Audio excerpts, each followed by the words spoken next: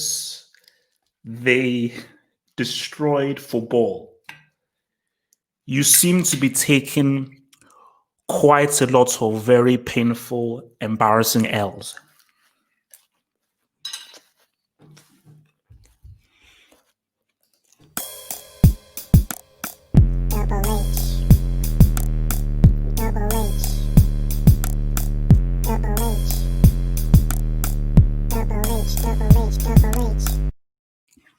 Now, guys in the background, Dory, I see you.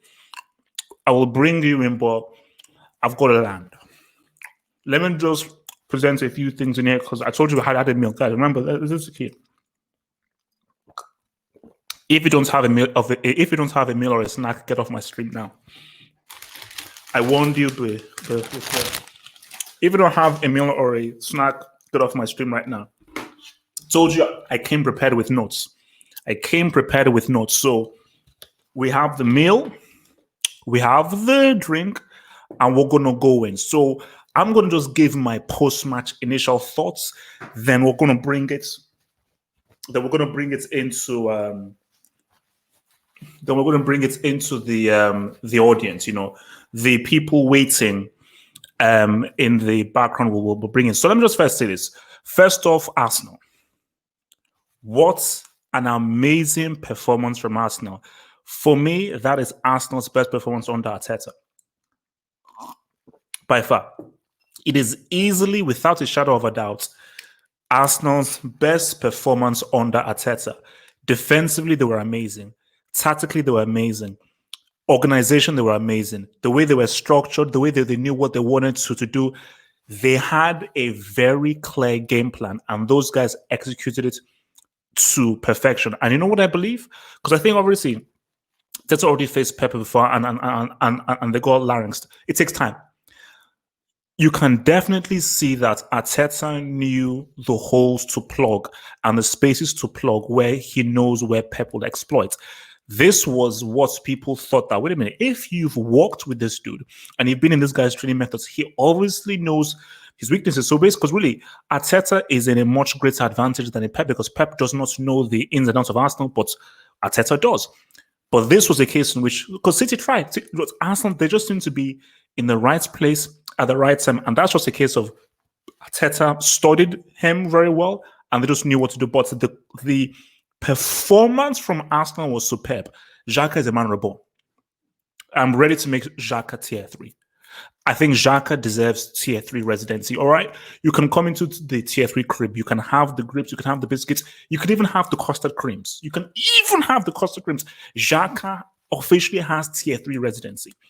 David Luiz is still a brick. David Luiz is still a class A brick because it takes more for me to take you out of the academy. But this was one of David Luiz's best performances. This might be one of David Luiz's best performance for Arsenal. It was 100% good. The Yang. Shout out to, I think it was a guy on Twitter who came with the name Yangus, Yangaricious, the Yankski. That niche, that was a niche. That was a full-on niche. So the Yankski was huge. So for Arsenal, superb, amazing, quality, superb, amazing. Quality. Well done. Remember, guys, in the background, I'm going to bring you in. I see Red Devil Studio, Samuel, Blue. I see all the boys in there. I'm going to bring you in. Let me just hit it in there. I'm going to bring you in. I want to talk about Pep.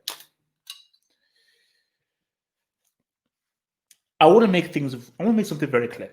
Before I bring the boys, I want to make something very clear so you hear me very well.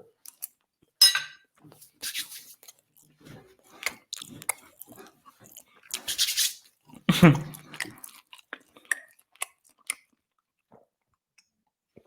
want to make something very clear.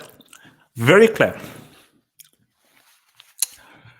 Pep, if for 1 second you show up to my office with a Carabao Cup medal, I will slap you.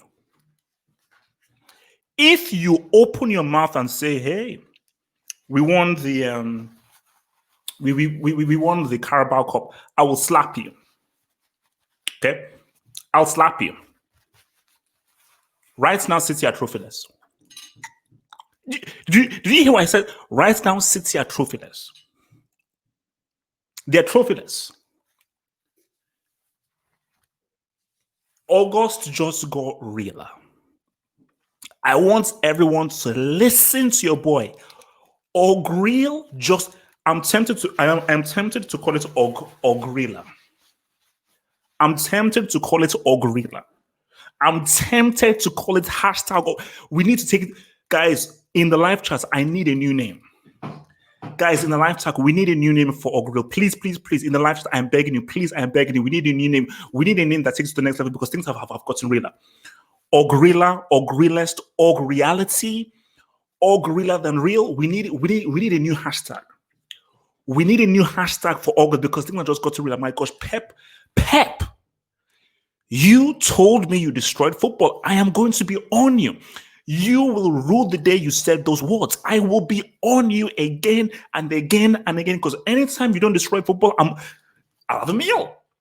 Every time you fall short, we have a meal for you. Every time you fall short, a meal has been prepared for you, Pep. Because you could have easily said, well, FA Cup is FA Cup. Don't bring me the Carabao Cup. There was a guy that said on Twitter that said, oh, well, he's already won a cup already. He already won the Carabao Cup. I said, my friend, the trophy is so useless. It's so arrogantly nonsense. You can't even spell the name of the damn trophy. To show you how useless that trophy is, because it's the trophy is nonsense. It's a dirty nonsense trophy. It does not exist. It does not exist. Pep, the CL, because Pep, I know how much you spent. You told me you destroyed football.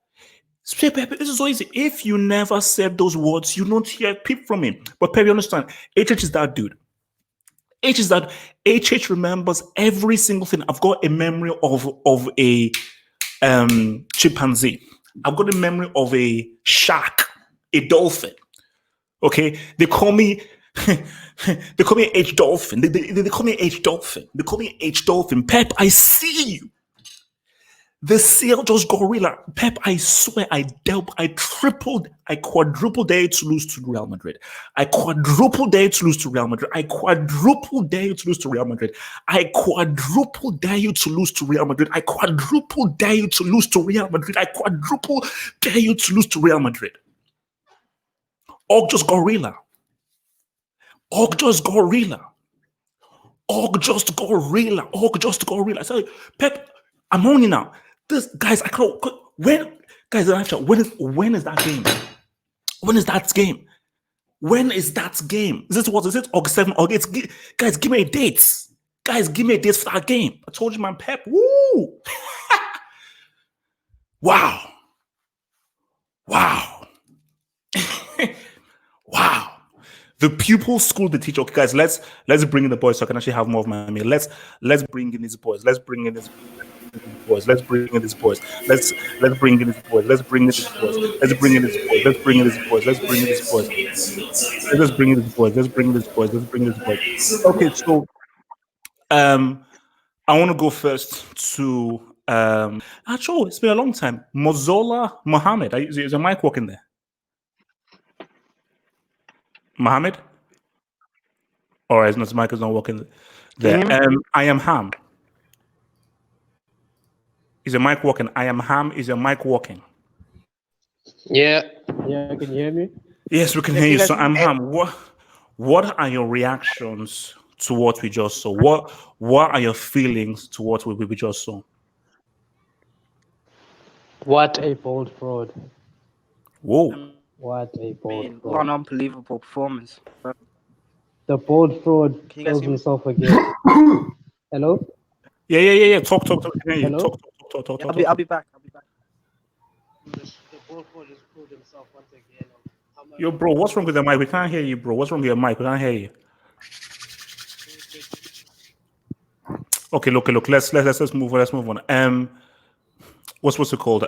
Samuel, speak on it. Thoughts on the game, Samuel. All right, let me just start this off. It's gonna be two things. First of all, this is really and truly about Arsenal because they did well. They did very. That is probably the best performance I've seen of Arsenal in about. I'm not going to exaggerate. 4 years. 4 years. The best performance.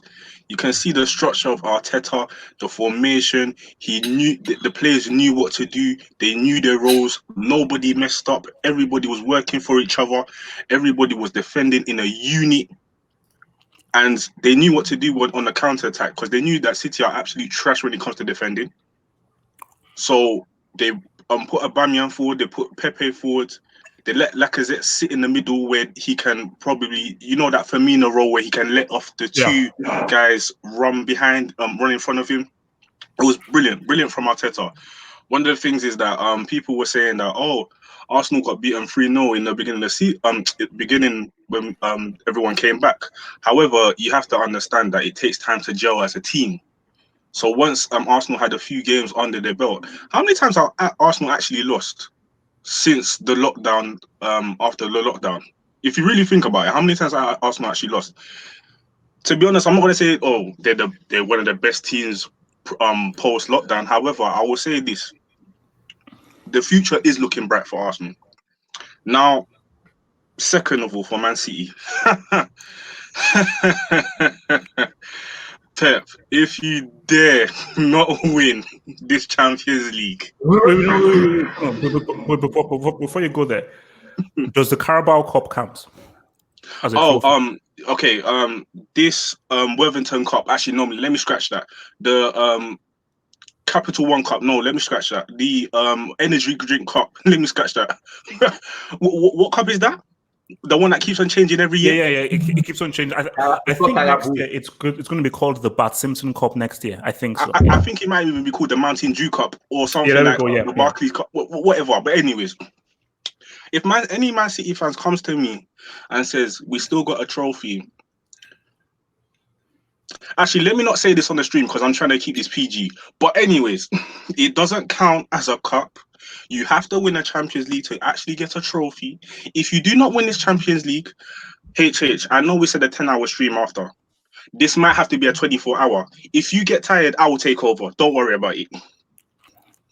That's my take on it. All right, so let's get some other guys to us. So, from your boy, Wilton C, thoughts on this thing? What did Arsenal do so well, and where does this leave Pep? Or do you think we are being too harsh with Pep? Again, it was another defensive game from Arsenal. It was a nice game plan from Arsenal.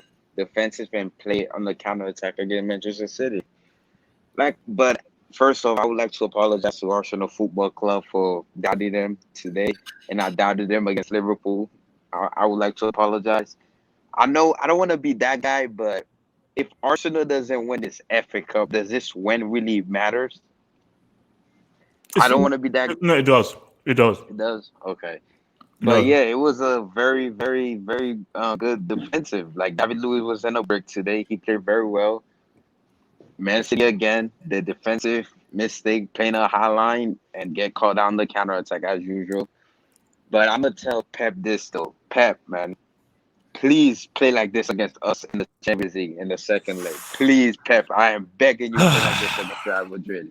Let us beat Pep, please. The thing about this as well, stream. I still believe Real Madrid will win. Sorry, I still believe that Man City will win. But Wilson, I'm telling this right now, Zidane, Benzema, and Vinicius Jr. are licking their lips because they are looking at this and say, "My God, if we are just defensively sound, we can get that ass. We can get that ass." So basically, I cannot wait for that game. I cannot wait for that game. My God in heaven, I cannot wait for that game. Hey, James, can I ask you a question? Do you think if this was a two-legged game, like the Champions League, do you think Arsenal would have beat Manchester City if this was a two-legged game where away? No, probably not. No. See, that's what I want to say. Real Madrid could beat them, but anything is possible. But I'm not writing off Real Madrid. I'm not writing myself. Oh no! Look, man, we'll see, man. We'll see. Mr. Parsfad. Thoughts on what occurred between Arsenal and City? Yeah, can you hear me? Yes, we can hear you. All right, that's cool.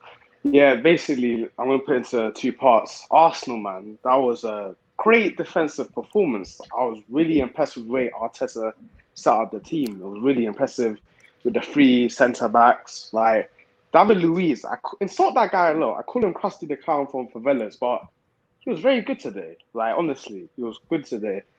But, like, Arsenal, man, they really did well. I was impressed for this win, and they should hopefully go on to win the cup if they can. But we'll have to see. But now for City, City, man, Pressure is Pep. on. Pressure is on. Pep, you better not dare lose to Real Madrid because people are gonna come for that guy. And I don't want to hear any crap about the Carabao Cup. Like, what kind of trophy is that? Get the hell out of there with that, man. But nah, like for City, they better up their game for Real Madrid because I don't know what they were trying to do today, spamming crosses to guys who are on the 5'10". Like, what's that gonna do, man? Nah. Okay. So well, let me just hit some of these super chats before we ride through. So from RM Fruits, talk about Tierney. Tierney was I was always a bit sketchy about Tierney, but he was really solid. And that pass he played to Aubameyang, pass of the game, that was a stupendous pass that he played for Aubameyang for the second goal. From Josh Besson, who says Pep lost to Arteta, Ole, and Lampard in one season. Bruh, look, man.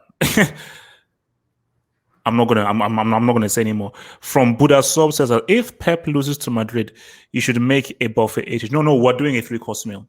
If he loses to Madrid, we're having a 3-course meal. Facts. Like we're having breakfast, lunch, dinner, and desserts. We're having hors d'oeuvres and caviar. Trust me. From Trudar 123, it is going to be difficult because Ramos is going to miss it. Yes, because see, Madrid's defense, I think, is sketchy. And I think Militao and Varane, they can be got. See, Madrid's only chance is if they are as defensively solid as Arsenal were today, which I don't think they will be. From Just Person again, HH was right. Ole is a better manager than Pep. Oh, yeah. I mean, look, as a manager, Ole has shown better management in terms of dealing with difficult situations than Pep had. So that's just me being real. Yasir Saeed. Can you hear me? Yes, we can hear you beautifully well. Speak on it. Okay. Like everyone said, this is a two-parter. Like, you have to talk about Arsenal and then you have to talk about Manchester City. So first, let me just put out a couple statements. Kevin De Bruyne is not a tier 1 player. I don't care what anyone says. He is. Okay. Easy. Wait. He played well today and he did the best as he could as an individual. Should you really criticize him for his performance to today and not really criticize more to Sterling, Jesus, or Mahrez? Okay. See, I can't have this. This is ridiculous. This is the double standards we see in football. This is what is it called? Unconscious bias towards Kevin De Bruyne. Kevin De Bruyne had an awful game today. He got bullied in the midfield. Xhaka destroyed him. Ceballos destroyed him. And then the guys in the midfield, Lacazette came into the midfield, bullied this guy. This guy was a non-factor today. And he played well. Nah, he didn't show up today. Let's be real. Kevin De Bruyne was nowhere to be seen. Well, I mean, you didn't see him putting any balls in the box. You didn't see him doing anything. No, nothing. He made a great cross into the box in the first half. Beautiful cross, but nothing happened. Oh, one beautiful cross. Wow. Kevin De Bruyne. Wow. Come on, man. This guy, every time I watch him, Kevin De Bruyne, listen, guys, Kevin De Bruyne is a brilliant player. If he was at Manchester United, I would be all crazy about this guy. But let's be real. Every single big game that Kevin De Bruyne plays, he is non-effective. He doesn't have an effect on the game. It's a fact. He's playing well. I mean, you're a footballer. He's a good footballer. You don't just show up to a game like FA Cup semi-finals and just play okay. Just have good passes or run around. You had to have an effect on the game. And if Kevin De Bruyne is the player of the year, come on, bro. This is a very disappointing game.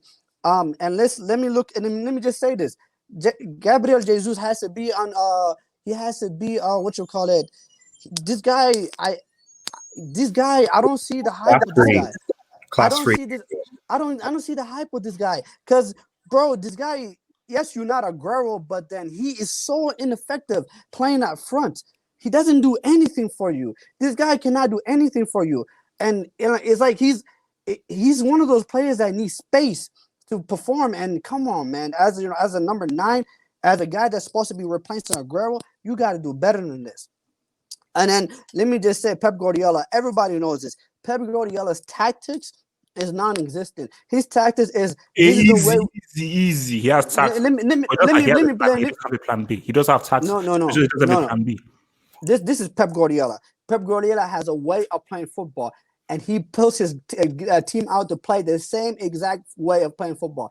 And if it does not work, this guy is clueless. He doesn't know what to do after that. Pep Guardiola is a type of manager that be like, okay, if plan A doesn't work, then plan B is to make plan A better. Come on, this is a high level football. In terms of high level football, as a manager, you have to change. You have to change your tactics. You have to bring something different. You have to make changes to influence the game. I mean, it was so simple for Arsenal today, and credit to Arsenal. All Arsenal had to do is be compact, soak up the pressure, and hit them on the break. I mean, how many teams do they have to? Every time Manchester City lost, every team does the same thing. When they lost 2-0 to Spurs apparently was getting battered and they were getting destroyed, and they lost 2-0 because Spurs just soaked up the pressure and hit it on a break. Manchester United did the same thing. Chelsea did the same thing. It was 2-1. 2-1 or whatever. Okay, but yeah, so just because we have to get to the other, so just round off your points so we can let some other guys speak. So All I'm saying is congrats to Arsenal, and then this shouldn't be a surprise to people because Arsenal FA Cup, for some reason, they just have a different. I don't know what it is about the FA Cup and Arsenal, but these guys just they're very attracted to the FA Cup, and the FA Cup is very attracted to them. These guys have won it 13 times, most of any team. And let me say this, HH. I've told you millions of times that Real Madrid is going to overturn this tie. I've told this million times. Okay, and I still don't believe it. It's not happening.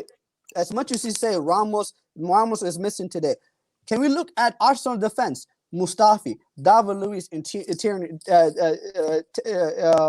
Tierney. I mean, yes, they were brilliant today, but you telling me that Real Madrid doesn't have defenders that are above that level? Come on, HH, man. This is a different breed. Okay, we'll see. Okay, we'll see. Okay, let me bring in your boy, eye test. So, eye test, how do you assess Arsenal's performance, and where does this leave Pep now? Well, about Fraudiola, there's a reason why. Respect. Fraudiola, bro. Easy. There's a reason this guy went to Manchester City, because he can have a bad performance like today, a bad season like this season, and then in the summer he's probably gonna spend hundreds of millions on centre backs. He needs protection to play his football, to let keep his name at the top.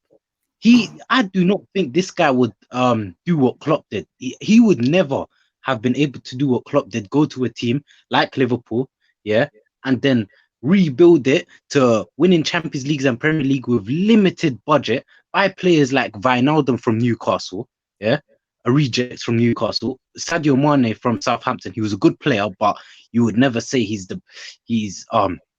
world class. Klopp made him world class. Salah from Roma, just like Mane, you wouldn't say he was ever world class. Firmino as well, lots of players. Klopp improved, and he got them to winning Champions Leagues and Premier Leagues. Robertson too, bro. Pep Guardiola. You see, he bought a goalkeeper when he first came to City. Bravo. He didn't work out. He had to spend, and then he spent another like 50-60 million on another keeper. If he was at Liverpool, he couldn't do that. He would have to improve that player. Pep can't do that. When it comes to what I will say about Pep though, when he does have the great players with him, he's probably the best at getting them to play good football. But in terms of management as a whole, I don't really rate him. He needs the checkbook. And anyway, going back to the game, bro. I remember a couple weeks ago you made live stream, yeah, open hangout. Everyone was slating Arsenal, saying Arteta this, Arteta that. I Yes, was saying very it as well. I remember they were very disrespectful to Arsenal. Very disrespectful. Somehow I can't remember. I can't lie. I was saying it as well. But you know what? Now I have to say I'm wrong, bro. Arteta looks like he's doing best, but at the It's just same one time, game. It's just one game, but this no, could it's be a not just turning one point game. for I've been Arsenal seeing and it since Arteta. lockdown. But the thing is, I don't trust the board to back him. That's that. So I don't think Arsenal, like people, when people say Arsenal are back, Arsenal are this, Arsenal are that, I like. Yes, the manager's good. Things are looking good now, but I don't trust the board. They're probably gonna buy some random guy from Sweden, or they're not gonna buy Party. They're not gonna improve the team. So that's what I want to say on Arsenal. And Aubameyang though, go to Madrid. Like this guy's top quality, best striker in the world for me after Benzema, in my opinion. No. Aubameyang is top class. Lep class B, easy. Relax. I'm not inducting Pep. I am not inducting Pep. But let's see what happens in the CL. Let's go to your boy, Plastic Fan. Yes, guys, there's a important message. Has anyone seen Kyle Walker? Because Maitland Miles took him to the abyss and he's here to return. So if anyone has seen Kyle Walker, please inform me. No. Maitland Niles, he gave birth to him. He gave birth to Kyle Walker. He gave birth to him. Damn. So as for Arsenal, I mean, they surprised me. Like I didn't see this coming. Honestly, I just thought that it would be a standard lubrication, no abuse, but what they did, like Arteta tactically shut down Pep. Like Pep Big was time. helpless. Big time. Pupil got it over the teacher. And I knew that like having working with him for 2 to 3 years, he obviously figured out a way to nullify his team because like the way the players closed the spaces right after they lost the ball was incredible. They their work off the ball was very very impressive, and also on the ball they're clinical.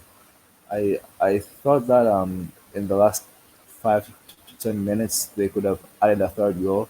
It was like City were wildly opened up, but still a win's a win. So where does this rank Pep? I mean, should we still consider him as one of the greatest managers of all time? It's just one. No. But specifically, where does it leave Pep right now? Is it even much more added pressure that he says what's up in the CL and wins the Champions League? Is there now much more pressure upon him because right now he's right now trophyless because nobody cares about that trash trophy that he's already won.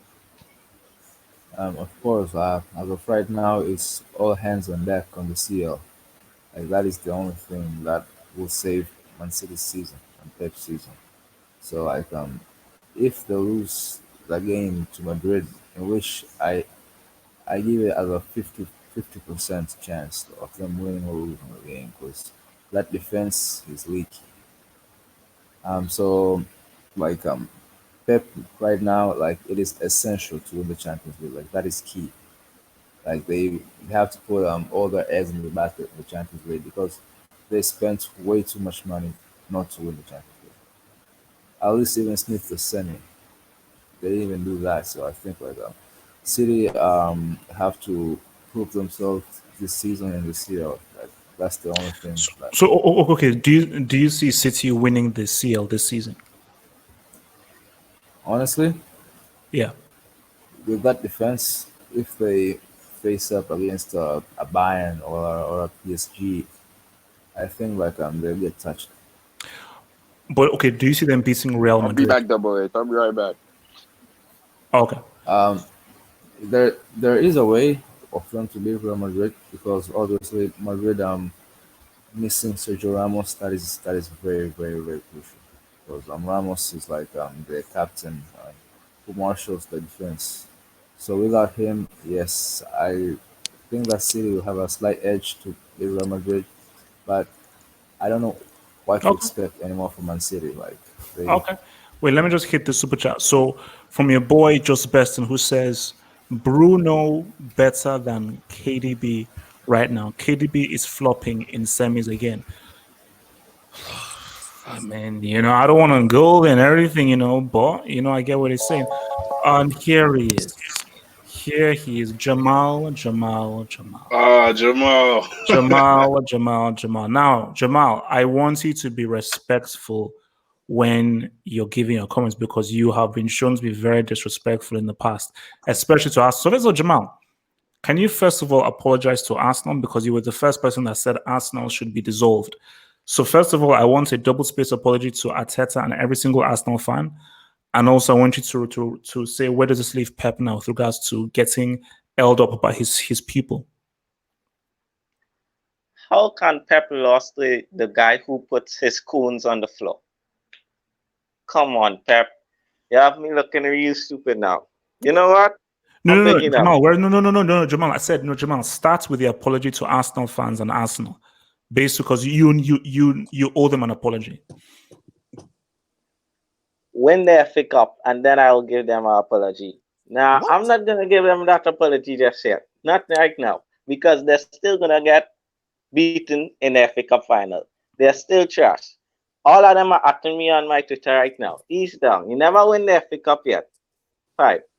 Now, Pep. Guys, I always say this. Gabriel Jesus is a good striker. He's good. But he's not Aguero. In the big games, this is where Aguero turn up. I know you say Aguero never did nothing in the CL, but Gabriel Jesus could only give you League Cup, maybe Champions League semi-final. But in big games, Aguero is Manchester City striker. If Aguero played today, Manchester City will have win this game easily. I'm sorry, but Jesus is not it. Not it. And Pep is sweating. He have to win that CL now. I seen him. Pep is trash. He needs to win that CL because if he don't, guys, if you don't see Pep, you gotta put ambulance on him because guys, I think if Pep don't win this CL, I'm not gonna say it, but I feel you might have to put a watch for him. Yeah, I'm finished. Okay, but do you still see them getting past Real Madrid? Yeah, easily. But the next round, if they meet either Juventus, and then if they beat Juventus, Bayern, nah, I don't think they could beat Juventus or Bayern. But they will beat Real Madrid. Oh yeah, no, yeah. That's I believe. For me, I still believe that as well. It's the quarter and the semi that's very tricky. All right. 100%. What was it called? Abdullah Hiban. Give us your thoughts on this one. Oh dear. Abdullah, be very respectful. Please be very respectful. No. I've been boiling since I've been packaging Pep Guardiola since I have been packaging it. No. Oh, I'm not. Here we go. I'm not. No, wait for the Champions League. Wait for Champions League. No. Get him, Abdullah. Get him, Abdullah. Get him. I've been packaging Pep Guardiola and Manchester City for a long time ago. But at the moment, I'm just gonna break it a little bit. In the Champions League, Pep is in trouble. He is in big trouble. He is. I said it to Red Devil the last time I said I asked a London derby is coming in the FA Cup final. He said no. Yes, Ole Gunnar Solskjaer beat us 3 times, being a Chelsea fan. Yes, but FA Cup, you can't just put it in an FA Cup just because you have Bruno, you have Pogba, you have Greenwood, you have Martial, you have Marcus Rashford. You can just swipe him out. Lampard is not there. He's not daft, and he's not a stupid manager. He knows what he's doing. He may be a rookie, but he knows exactly what he's doing. We don't rate Arsenal. Liverpool doesn't rate Chelsea. But I'm saying it today. HH, tomorrow is gonna be Chelsea. It's gonna be London derby. I've been saying it a long time ago. Arsenal Chelsea in the FA Cup final. People are gonna be surprised. People may call me crazy, but I've been saying it a long time. London derby is gonna be in the final of the FA Cup. I've been saying it. Yes, United have been very good this year. They have been very good this year. I cannot doubt that. They've beaten Chelsea 3 times. I'm not disputing that. I'm not arguing with that. But this is an FA Cup. You can't just say because you've been winning, you're just going to write a team off. No. Even if Ole plays his first 11, I'm still going to say it now. Chelsea will win. Yes. Chelsea came out and played Man City. We won Man City. People already rated Chelsea like they're flop. I'm saying it right now, HH. Chelsea will win the FA Cup tomorrow against United. I'm saying it right now. What? Rashford? Yes, I'm saying it right now. Yeah. If I lose, I'm coming out to take my home. I'm legitimately coming out and apologizing. Yes, because I believe in that team. People doesn't get Chelsea, even likewise Arsenal. But we need to understand this is football. Anything is possible. Okay. But Abdullah, specifically, now what do you think Arsenal did well in here, and where does this leave Pep Guardiola based on what the events that just took place, the 2-0 beatdown? If you want to play Pep at the moment, you need to be very defensive and play Pep. You'll beat him. The same way Ole does, and the same way Lampard does it. I said it already. My agenda against Pep is not about his winning his career. I said it already. My agenda against him is his man management, his tactics, and his Champions League non-winning. That is my agenda against him. If he doesn't fulfill that agenda, my top 5 in the world as a manager is not even there. It's top 10 or top 20 at the moment. I keep saying it. I rate Pep. Pep. Yes, I rate him. Mm-hmm. If he doesn't win that UEFA Champions League with Man City, Pep Guardiola is top 20 for me at the moment. Easy. I'm like, bros. Relax. Top 20. Top 20. You find Kurt. Carlo Ancelotti is far better ahead than Pep Guardiola at the moment. Yes. Mm-hmm. Yes, they are far better than Pep Guardiola at the moment. At the moment, it's top 20 or top 10 for me. He has to win that Champions League. Even Chris Wilder. It's over. If he's ready to relax, chill. He's not relax, chill. I mean, you see, as much as I laugh against him, like, let's have some respect here. Because someone mentioned Chris Wilder. Excuse me, Chris Wilder. Relax. You see, that's where I draw the line. As much as if you're now comparing him to Chris Wilder, that's where I draw the line. So what now? Who else are we saying? We're not saying what's Tuchel. We're saying Lucien Favre. Guys, let's have some respect. Lying, please. Tuchel Wada, PSG, right? Like he's champion, right? Easy, yes, don't you dare go there. Have some respect. Arsenal played very defensive against Liverpool and they won 2-1. I know Liverpool made a mistake in winning, but today they also played the same tactic they played against Liverpool. They played the same tactic against Manchester and they won it. Man City did not do any mistake today. They didn't do any mistake. They played that ball, but still they can't even bring down Arsenal. They can't. So I keep saying it. I respect Pep. I'll keep saying it. But for me to put him in a top tier manager, he has to win the UCL for Man City. You can't spend that kind of money and don't win the Champions League. You cannot spend that money. No, that's not. Man City team will come out and say that. No excuse for me. For Pep Guardiola's fans, you better listen up. That is not a freaking excuse for me. You have to win that champion. If he doesn't beat Real Madrid, if he doesn't beat Real Madrid, the champions of La Liga, if he doesn't beat them, you need to induct Pep. Easy. No. Easy. From Barcelona era, he has only won the Champions League in Barcelona. The same thing he did in Wait. So you want me to? I think about it. You want me to induct Pep Guardiola? You want me to put him in scholarship? Are you listening to what you're saying? Really? Yes. Scholarship. If he doesn't win that UEFA Champions League, you need to induct him. My agenda against him is not even about his accolade. In terms of accolade, I respect him a lot. I put him hard. Okay. So let me know hear this from your boy George Lyle says that I destroyed football. It's me. Papers pending. You see, Pep Guardiola is going to rule the day that he said those comments. Because once he said those comments, like, oh, so you're that arrogant.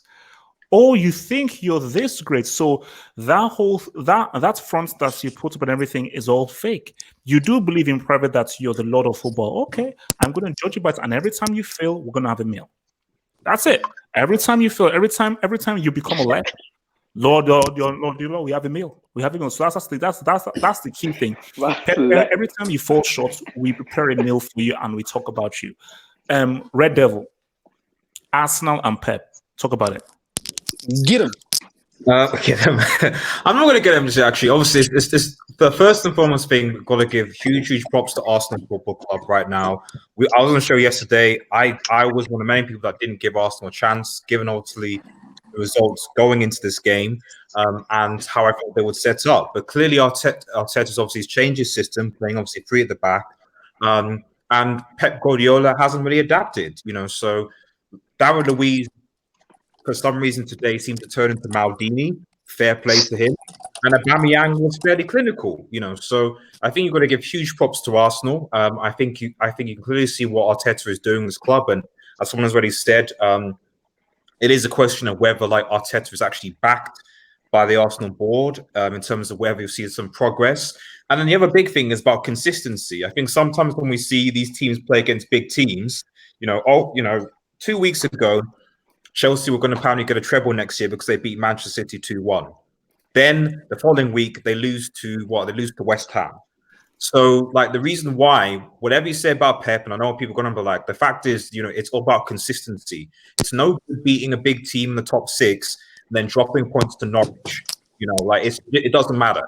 So credit to obviously Arsenal. They deserve to have gone into the FA Cup. But if we're talking about Arsenal going from here, pushing on, potentially getting to top four challenge, it has to be something that's got to be consistent, not just against the big teams, but against the small teams as well. So even though it is, but now on to Pep Guardiola. Okay, so just I guess 3 main points. Jesus, I don't know what he does as a forward. I generally trying to score goals. That's trying to score. I assume so, but he dribbles around the penalty spot. Yeah, I've never really. Nothing. I've never Dribbles really in circles. I've never rated Jesus, and Aguero to me is the big key missing. If Aguero's there, City caused problems, and thinking about the UCL, because Aguero, I don't think it's going to be fit for the Real Madrid game. I would be slightly concerned if I was a Manchester City supporter, because the defense. Real Madrid's defense isn't great without Ramos. We know that. We've got that. However, Real Madrid have players that can score goals. Now I'm looking at the City team, and if Kevin De Bruyne isn't having a good game, Sterling seems to really have kind of give or take a few games against banter low league teams. He seems to have disappeared recent games. Mahrez likewise. They look tired, look lethargic, not interested. So if I was a City fan, I would be a bit concerned because Aguero was not coming out. He was the missing link today. And the big Pep that I've known, even since he's come to the Premier League with Pep, unlike other managers, because bear in mind, Pep has lost. He's obviously lost Oli. He's lost to Lampard. He's lost to Arteta now. He lost twice to Wolves manager guy, Nuno, and he lost to freaking Norwich. Who were relegated.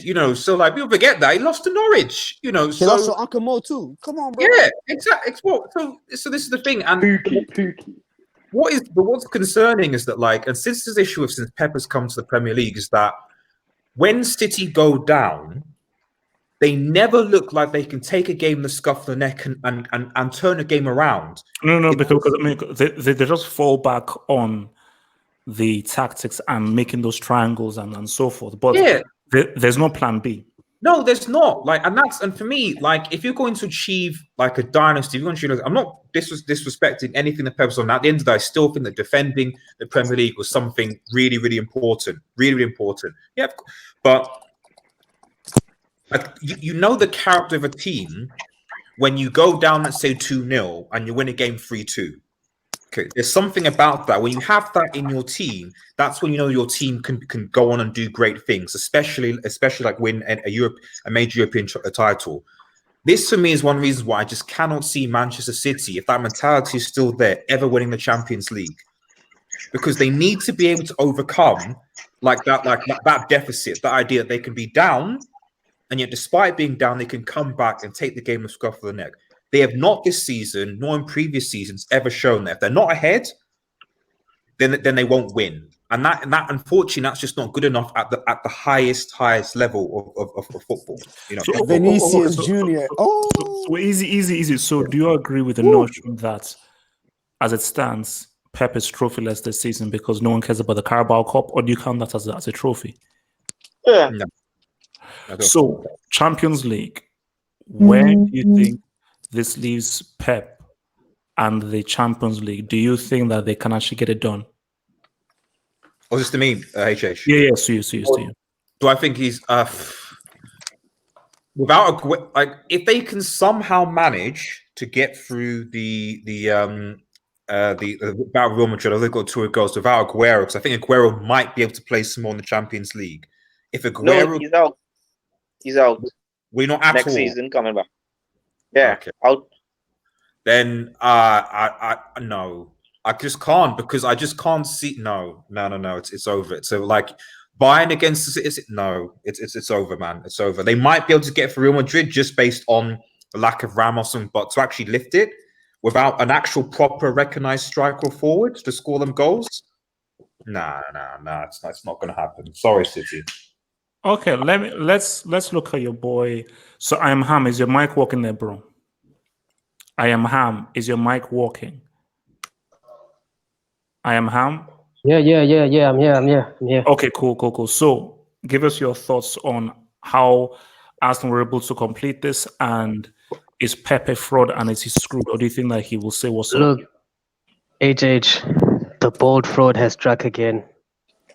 The bold fraud has struck again. You know what? I've got a song for this, right? Shout out to Laka Chris from Cheeky Sport. 007 strikes again.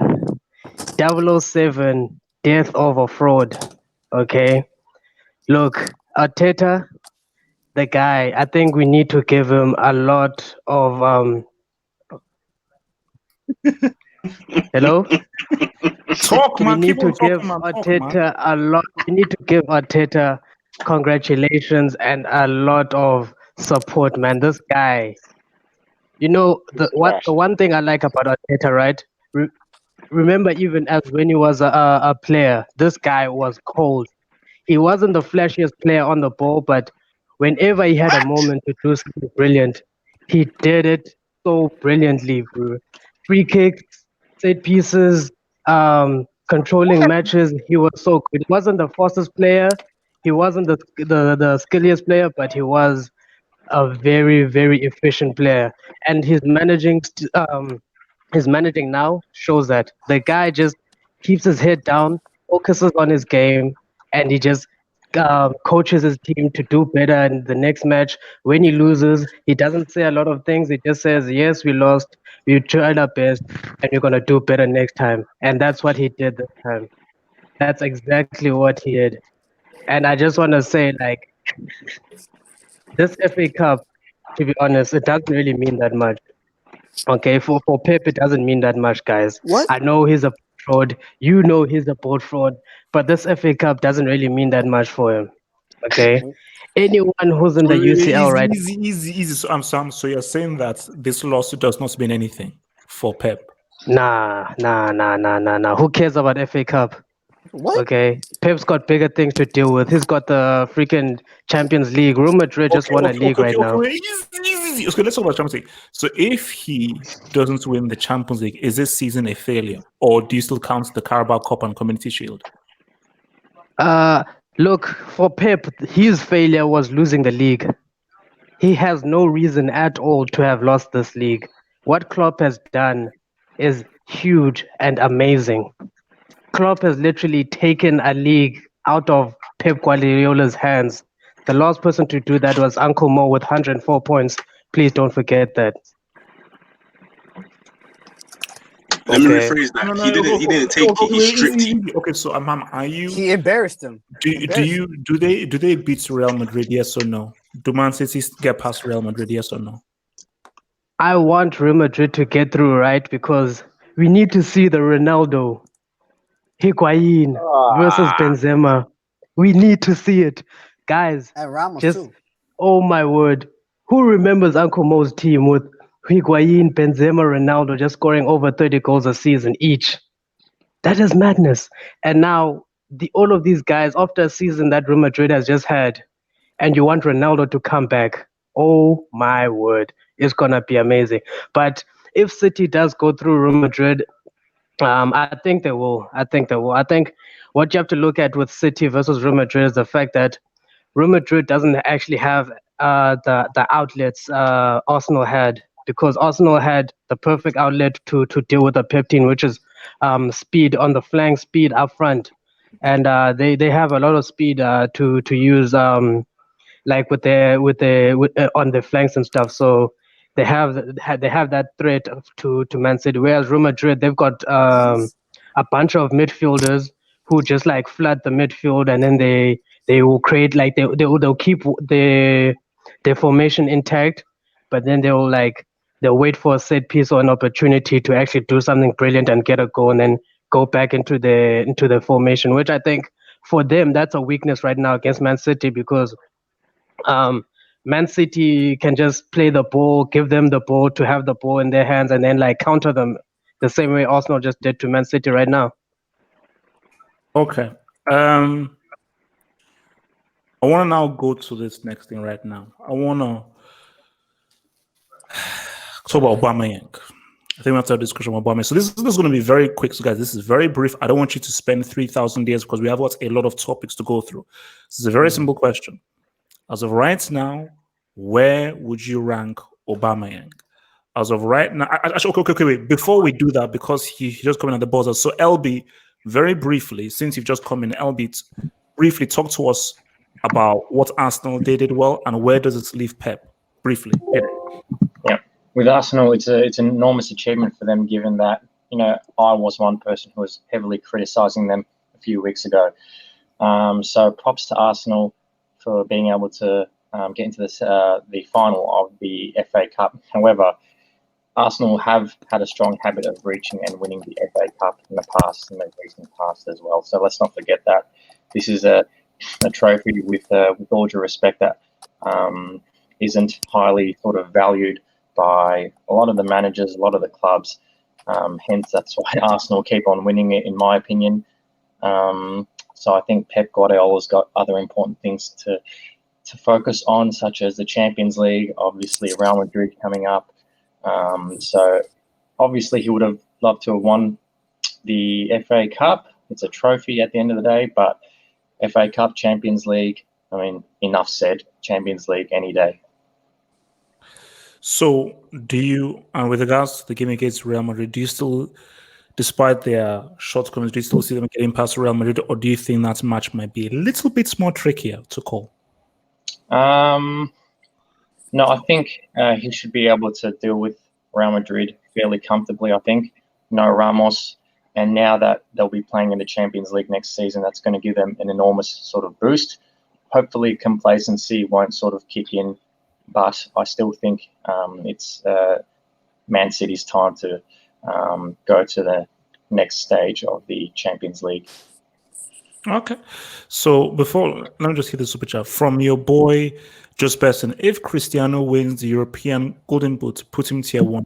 Hell effing no. Never happening. So again, this is going to be very brief, very, very brief, and then we're going to move on. So Aubameyang, right now, where would you rank him? It's very brief. So where would you rank him right now? Tier 1, upper tier 2, upper tier 3, or tier 3? Where would you rank Aubameyang right now? So let me, I'll come first to Samuel. Where would you rank Aubameyang right now?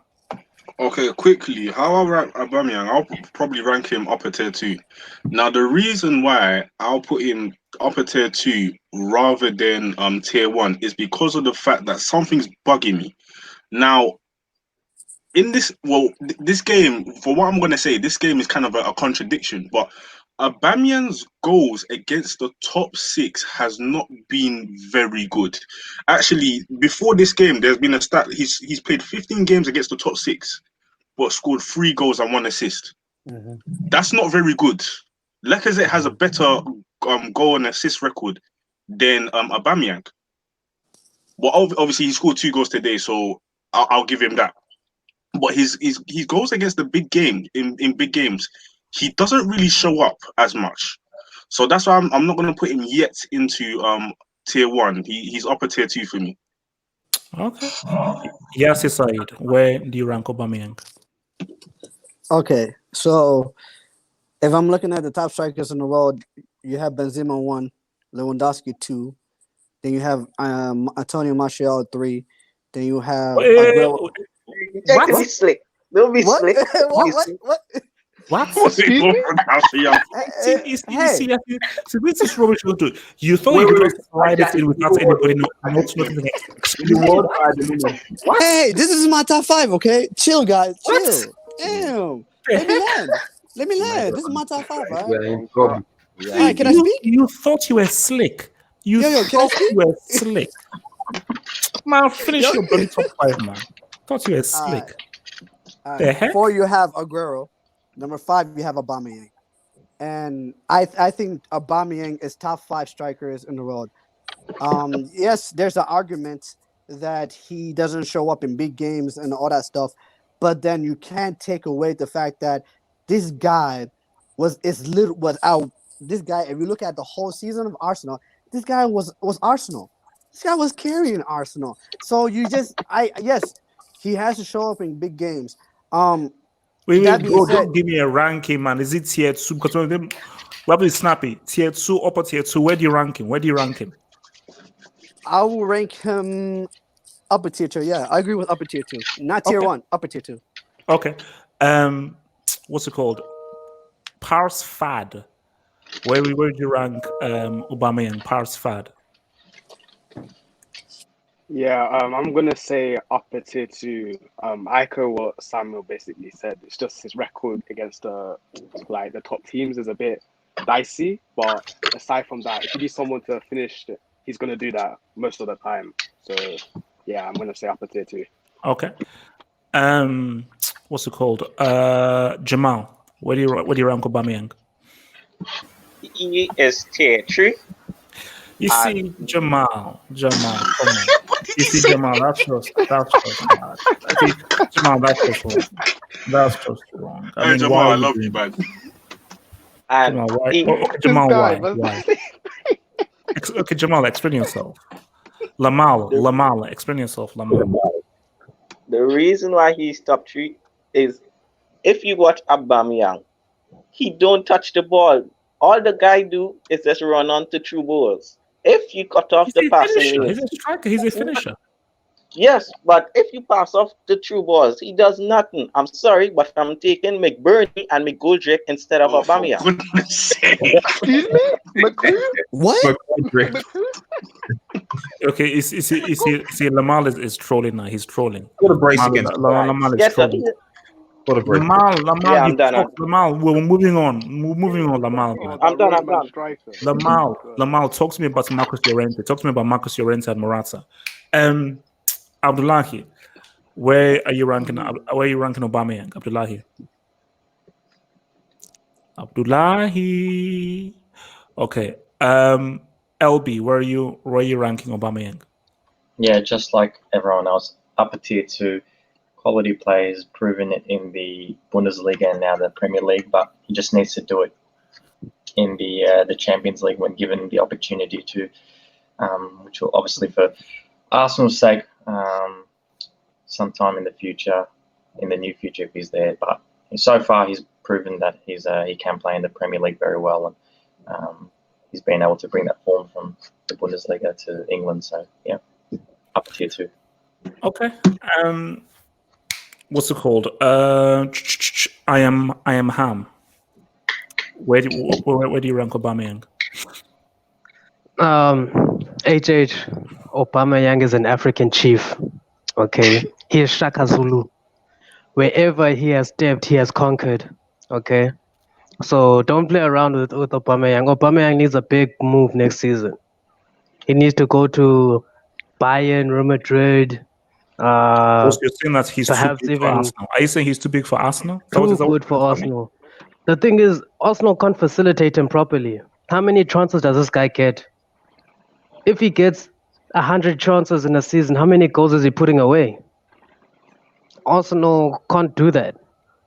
Okay, what he has done in the Premier League is crazy. Okay, he's literally just gone in there and he's just made every single defense look like nothing, looks easy. when other strikers have been bought to come in there and have failed, so many of them. And he's done it last season, he's doing it this season, and the next season you can expect that he'll do it again. So where are you ranking? He's up there with So where are you ranking? It's tier 1, upper tier 2, tier 2. Where are you ranking? He's a chief, HH. Wait, what? Oh, African chief. He's out there with Samuel Eto'o. This guy, Right. Okay. he's No. from Gabon. Oh, wait. What He did you said, say? I'm not Is it from Gabon. United? That's what this. Again. One of these hang-ups. You Let's not guys get keep too off the gassed. drugs. Let's not Keep get off too the gassed, drugs, man. guys. Right. Okay. Guys, in the live comments, we do not promote drugs. We do not promote class A, class B, class C, whatever. No, we do Please not. stay in Don't school, that make you do your jobs. I am HH, give this guy the chances Benzema's had this season. You will see flames. If this guy was playing for Real Madrid, they would win the Champions League. I am ham. Do you know what? Wait, just relax. Do you know what it would take for him to officially be called Pierre-Emerick Olusegun Aubameyang? Because Olusegun is given to you when you are an official chief Oga. Now, to be a chief, you have to be supremely exceptional. Do you know there is not currently a chief in the rankings right now? You realize that there's not currently a chief. So that's because that's because you are biased. You know Ronaldo's a chief. And you know, at Lille, they used to say that Aubameyang would be the next Ronaldo. They used to say that. They said they had Messi and they had Ronaldo in the team. Hazard and Aubameyang, okay? Look at what this guy's done. Look at what he's done. Look at what he's done. Please do not take drugs, please. Do not take drugs. This guy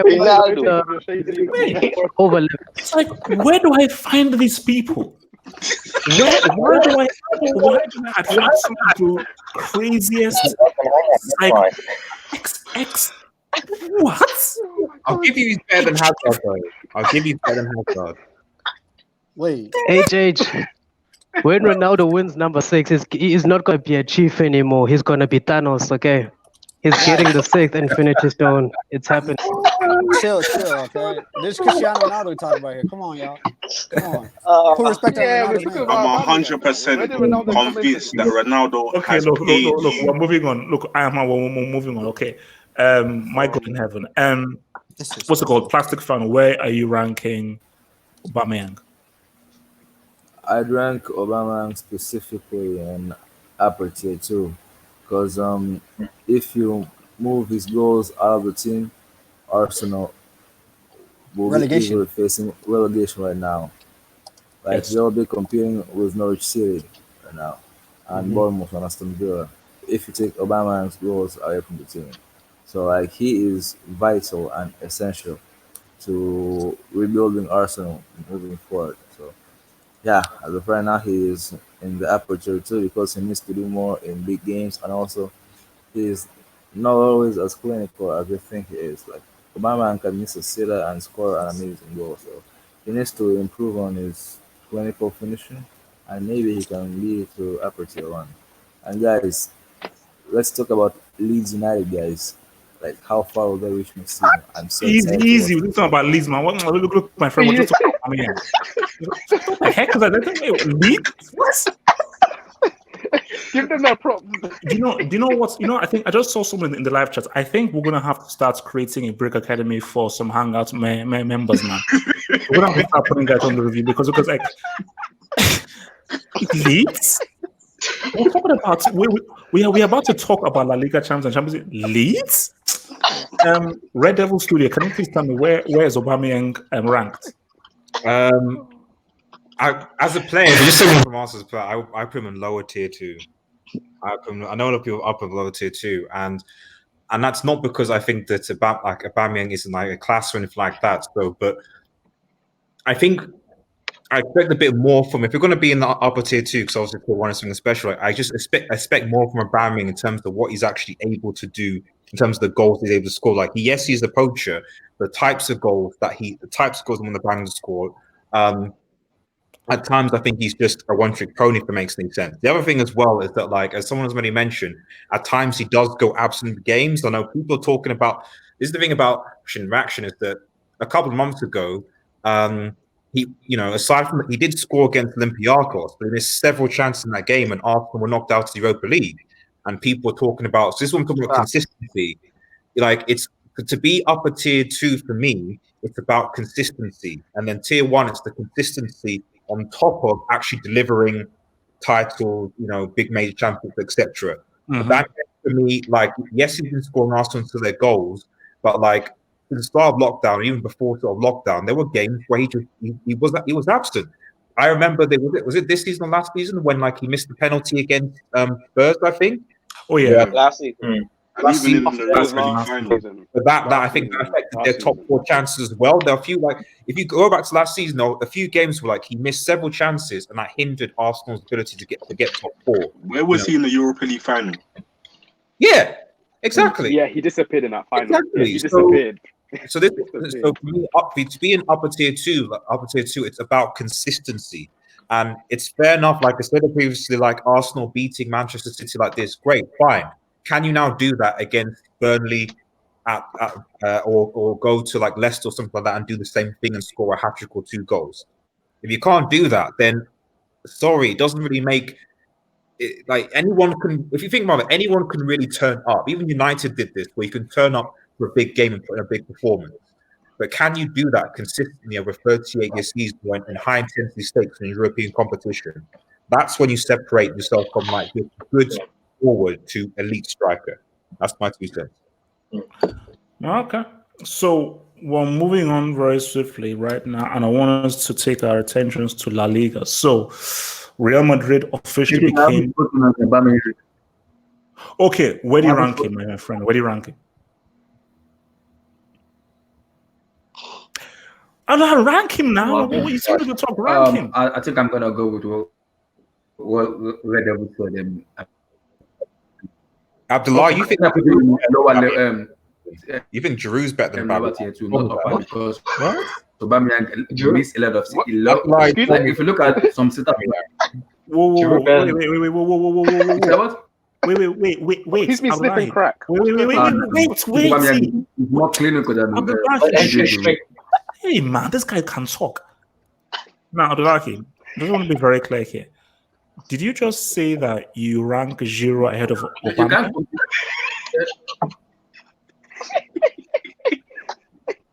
You told me Giroud is better than Aubameyang. Like, well. Jesus. Abdullah, can you please talk? Abdullah, are you ranking Giroud ahead of Aubameyang? Yes or no? Yes or no? I said Pierre-Emerick Aubameyang is better than review. What I said. Look, it's a yes or no question. No, are you ranking Giroud ahead of Aubameyang? Yes or no? Pierre-Emerick Aubameyang is what? Yeah, wait, you keep cutting off. Who do you rank higher, Giroud or Aubameyang? I did not. I said Pierre-Emerick Aubameyang is far better player than Olivier Giroud. No, I did not. Olivier Giroud is a good sport. But when we talk about like when we talk about finishing, Pierre-Emerick Aubameyang is. Okay. All right, fine. So, guys, we're moving on. I want us to go over to España right now. I want us to go to Espagni. Real Madrid, they won La Liga. Zidane came back and he delivered that La Liga title. So the question is this, and I think this was something that has been floated around, because people said that he won 3 sales in a row by luck. I know, morons. So morons said that he somehow, through the power of European old Algerian juju, he won 3 sales in a row. So with him coming in and producing a very, very quality performance by Real Madrid, where I think they won like 10 games in a row since the COVID restart, they deservedly won the La Liga title. So the question here is this. Should Zidane right now be ranked amongst the best managers in the world? Or do you still think that he still needs to do more to prove himself and it is too reactionary to put him as one of the best managers in the world. So I'm going to come first to Samuel with that. Should Zidane now be respected as one of the best managers in the world alongside a Klopp, a Pep, a Simeone, and so forth, and a Conte? Do you know what? And Mourinho. I have to say, first of all, well done to Real Madrid. Well done to Real Madrid. They won the Liga. I genuinely thought that Barcelona will win it. However, Barcelona, I don't know about that team, to be honest. Who did they lose to again? Osasuna. That one. Yeah. So well done to Real Madrid. They kept the consistency, and yeah, they won it.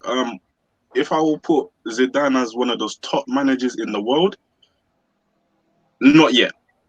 Zidane has been impressing me. I cannot lie to you. He's been impressing me. However, obviously with those that three-peat, which is an unbelievable achievement, I still say that team was a very, very good team. Very good team with the lead in the nine with Ronaldo. Even you had the hangout where you were looking at what Ronaldo did in those Champions League runs, and literally Ronaldo scored nearly every match. So I'll still say the team. However, if he does back-to-back, then we're gonna have to have a conversation on Zidane being one of the best managers in the world. If he does back-to-back. Wait. Back-to-back. Back-to-back La Ligas. Okay. Fars Fad. Zidane, should he be called one of the best managers in the world right now already, or he needs to do more? Should he be people alongside Pep, Klopp, or Mourinho?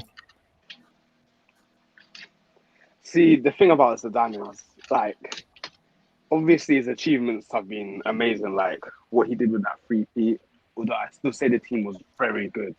But I think he's just below there. Like, I think there's stuff that he needs to do like a bit more. Maybe, yeah, I'll say back-to-back in the leagues as well, potentially. Because the thing about Zidane is like coming back to win the Liga like that's impressive, man. I think they have the best defense in Europe as well. I think Real Madrid or something like that.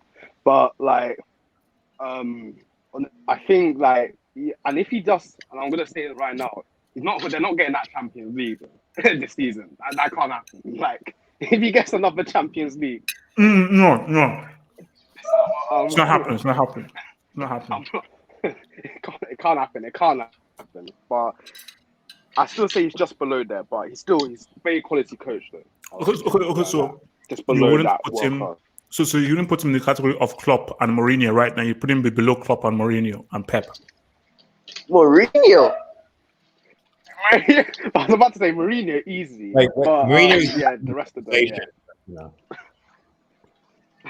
Respect 2010, by the way. So wait, so Passport, where do you rank Zidane now? Where do you rank him now? Right, so you're saying those are like the world class managers. He's just outside that, just below that. Like, so what would that be like? So let's say it'll be like a City manager, yeah. So. All right, Jamal, Zidane, should Zidane be given his credit and be called one of the best managers right now for what he's achieved in a short space of time? Yes. Firstly, congrats to Real Madrid for winning. You know, it's a tough one with Zidane, but right now I will say Zidane is the second best manager in the world, behind Jurgen Klopp, and I'll put Pep to it. But you know, it's a tough one with Zidane because Zidane, you know who Zidane is? He's the kid that never revises for his tests but always pass. He's the kid who just sits in the back of the class. I hated those people in school. I wanted to punch them in the face. Great analogy. Yeah. He sits in the back of the class, talks to all the girls, never revises, and then passes his tests. But now you got to give him his credit, man. Right now, I'll say he's the second best manager in the world. And I just want to say, it have a Brit football analysis who said once Messi's in La Liga, they will win La Liga every year. And once Pep is in the EPL, they will win. Manchester City will win the EPL every year. Some Brit said that. I don't know if you know him. On the Hangout? Okay. It's HH, guys. It's HH. If you guys didn't know, it's HH who said that. Oh. What? Really? You said once Messi is in La Liga, he will win La Liga. Wait. What the hell just happened? Did you not say that once Messi is in La Liga, he wins La Liga every year, and once Pep is in the EPL, he wins the EPL every year? Did you not say that? You need a recording, Jamal, man. Yeah, you need some Bring in proof. Gatlock. Bring in Jamal, Gatlock. we need his I'll find it. receipts. Don't We worry. need his receipts. He knows I'll he find said that. HH knew he said that. No. He's not gonna admit it, though. He's not LB, gonna where admit you it. where you ranking Zidane now? He's definitely, in my opinion, top 5 managers currently. Obviously, the three-peat, winning 3 Champions Leagues in a row, having a bit of a break from Real Madrid, and to see how they performed last year, getting knocked out in the Champions League final, and then coming back and being able to win. I think it's just a phenomenal achievement, and it just sort of it's a testament to Zidane and who he is, and the respect for that the players have for him. And yes, some may argue that he had a brilliant team during that three-peat, but he made some really crucial decisions over those 3 seasons with substitutions, benching players like Benzema and Bale. Who'd have thought those 2 players would be benched? But all those sort of decisions that he made by reading the game, it's a props to him. So yes, he had a fantastic team, but he made some crucial decisions, and he definitely knows or knew what he was doing during that three-peat as a manager as well. So top 5 managers. It'd be nice if he could perhaps win a Champions League with Real Madrid, and to not have Ronaldo in the side. I think will sort of prove to a lot of people that he can do it without. Okay. So you said top 5. So is he 5? Is he 4? Is he 3? I'd say he's 3. Hey. So briefly, give me your top 5 then. 1, 2, 3, 4, 5. I'd say Jurgen Klopp number 1. Number 2, I would have. I'd probably have Diego Simeone number 2. I'd have Zidane number 3. I would have Mourinho number 4. And as for number 5, I would have Conte. So Pep isn't in your top 5. Pep's not in my top 5, no. Wow. Okay. Plastic fan man, where would you rank Zizou right now? As of right now, I think he's top 3 because he came through like March 2019, I think, and his first full season he won the league and won the Spanish Super Cup. So like that is an impressive stat.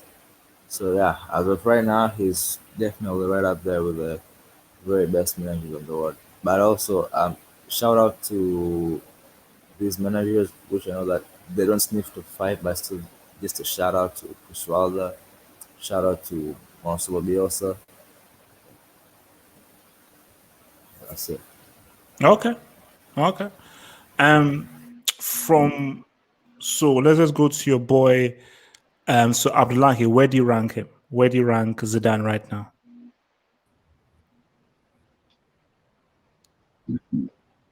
Abdullahi?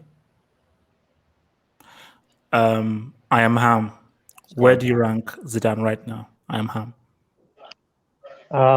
Okay, Zidane. Like before this season, I think for Zidane, the main question about him was like, how good is he as a manager in the sense that can he plan a season well? Can he make adjustments to the team in order to get wins and stuff like that, instead of rely on the ability of his players to just carry him through? And I think this season he's really shut up anyone who's ever doubted him about his coaching skills, or anyone who thought Zidane was just some guy that you put there in front just to look good while the players just take care of themselves. I think he really showed a lot of character. He showed a lot of what's this thing now? He worked well for Real Madrid, and I think for a lot of the 2 coaches before him, their problem I think was really the pressure of being Real Madrid coach. But if you look at Zidane, it looks like he fits like a glove, and for Real Madrid, I think that's perfect for them, because what Real Madrid has is they've got a lot of goodwill, or like a lot of people like what they do. Like they like the brand of Real Madrid. They like the way Real Madrid does things. You know, they're always competing. So what Zidane has done for Real Madrid is really good. And as a coach at the moment, I think he has to be in top 3. I think he's actually number 2, right behind Klopp for this season. I am ham. You're saying he's the second best coach in the world right now. Is that what I'm hearing? He is. Look, let me tell you why. Okay, this guy left the job after Real Madrid sold Ronaldo. Okay, he said, "I'm leaving." Real Madrid crashed and burned in the season he was gone. He comes back, everything's fixed. Who does that? Who can literally? Real Madrid can never say anything to this guy ever again. They can say, yes, where do I sign? That's it. Okay. No one does that to Real Madrid. Not even Uncle Mo could do that to Real Madrid. Easy. And Uncle Mo. Poor respect to Uncle Mo. No, I love Uncle Mo. Don't worry. But he couldn't do what Zidane has got his name on Real Madrid. There is no Real Madrid without Zidane. Zidane is Real Madrid right now. Okay. He tamed the great beast of Real Madrid. Okay. And he took the league from Messi. Okay. Everyone else in La Liga is basically a side check for this one team called Barcelona. And Zidane comes there and he says, I've never been a side check of this team. I've always been the man of the house. And he proved it. He proved it. Look at them now. They're crying. They're throwing their toys out and stuff like that. They know. They know the real deal is right here in front of them. The boogeyman is right here in front of them. And they can do nothing but cry. Okay? Zidane is that guy. I also didn't believe in him because he kicked out my boy, Rafa. But you've got to give it to the guy. 3 CL, 2 La Ligas in 5 years. That's amazing. Okay. So that. Go. So what you were about to say? Round off your point. No. My point is finished. He's amazing. I think he's top 2 for this season. But with the UCL, I think Hansi Flick, if he wins it, I think he can take over. He can take over. But I'm hammered. He's not winning the Champions League this season. It's impossible. It's not happening. Sorry, it's not happening. No. Yeah, I don't think Bayern is gonna win. I think either Juve or Atalanta. I'm ripping the Italian teams. Wow. Okay. Wow. Okay. Look, I think that's well. But let's just see. So from Natsa says, some people in your hangout are just crazy. Conte, Mourinho, and Simeone over Pep. Are you mad? Look, Natsa, it's people's opinions. But Natsa, all I say is this: Pep without money, how good is he really? That's what I'm saying. Easy, man. Let me land. Maybe my Red Devil talk, man. Where do you rank Zidane? Red Devil. Where do you rank Zidane?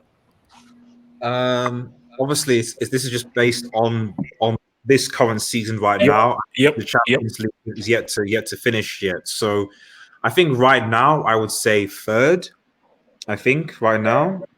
So I would probably rate Jurgen Klopp as first, just predominant for the boys, dominant for the Liverpool side, and also the type of the fact that he's obviously been able to make players that were essentially average before they came to Liverpool better players, and to build momentum from actually obviously winning the CL in the previous season. So I think there's a reason why Jurgen Klopp should be where he is, especially when they obviously they won the Premier League and won the quickest way as possible, COVID aside. Second, I actually probably rate Hansi Flick over. Oh, that's a good one. That's a really good one. I do because I think people have forgotten where Bayern Munich were before Hansi Flick came in. Yeah, with Niko Kovac. It was bad. It was very, very, very bad. So I know. Yes, now we're like, oh yeah, Bayern dominated. They've gone past that, but that was because of him. Had Niko Kovac stayed in that position, Bayern Munich were not going to be winning the Bundesliga. I can put, even if Dortmund flopped, they were not going to be winning the Bundesliga. He was that bad. Add on to the fact, the sort of borderline circumcision of Chelsea Football Club in the easy, relax, which will probably be a resurrection in the second leg. Let's be real here, So what's Tammy Abraham and Drew going to do against Bayern side? You know what I mean? But you know, like Bayern Munich, and obviously Lewandowski having like one of the best seasons, he's completely transformed like Müller and made him sort of relevant again.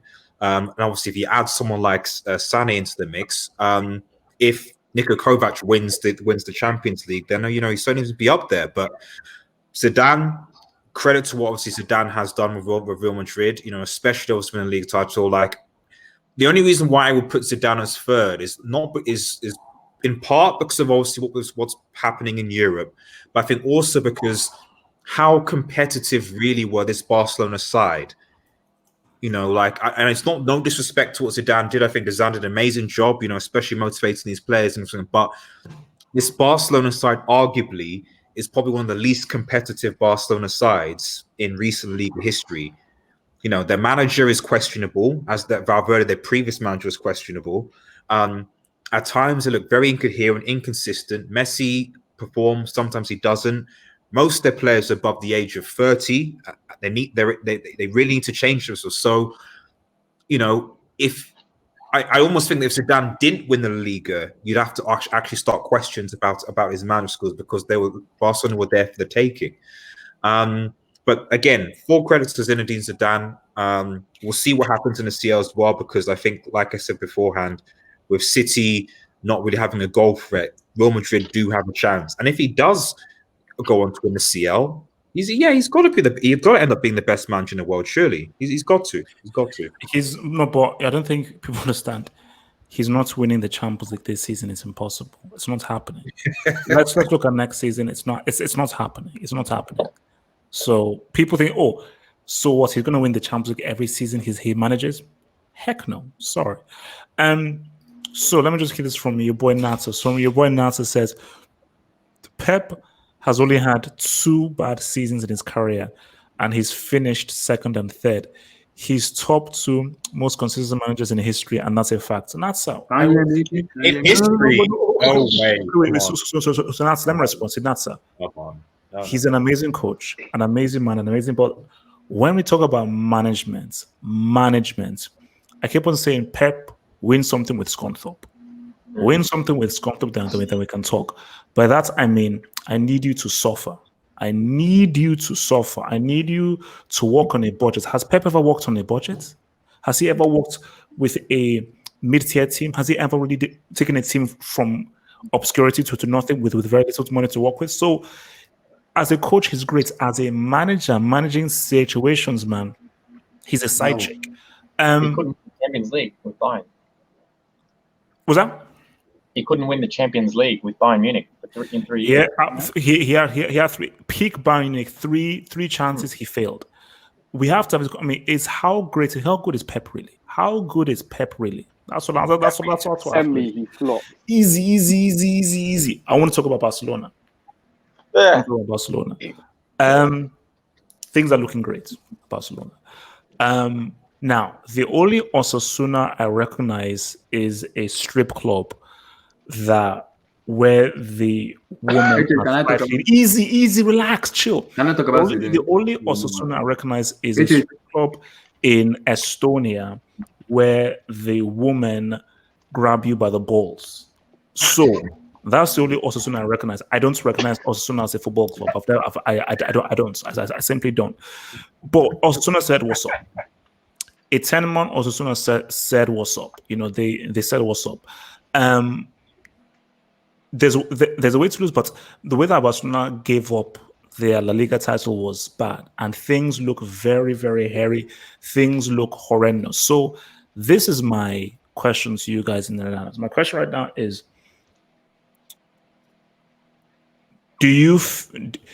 is this the beginning of the end for Barcelona?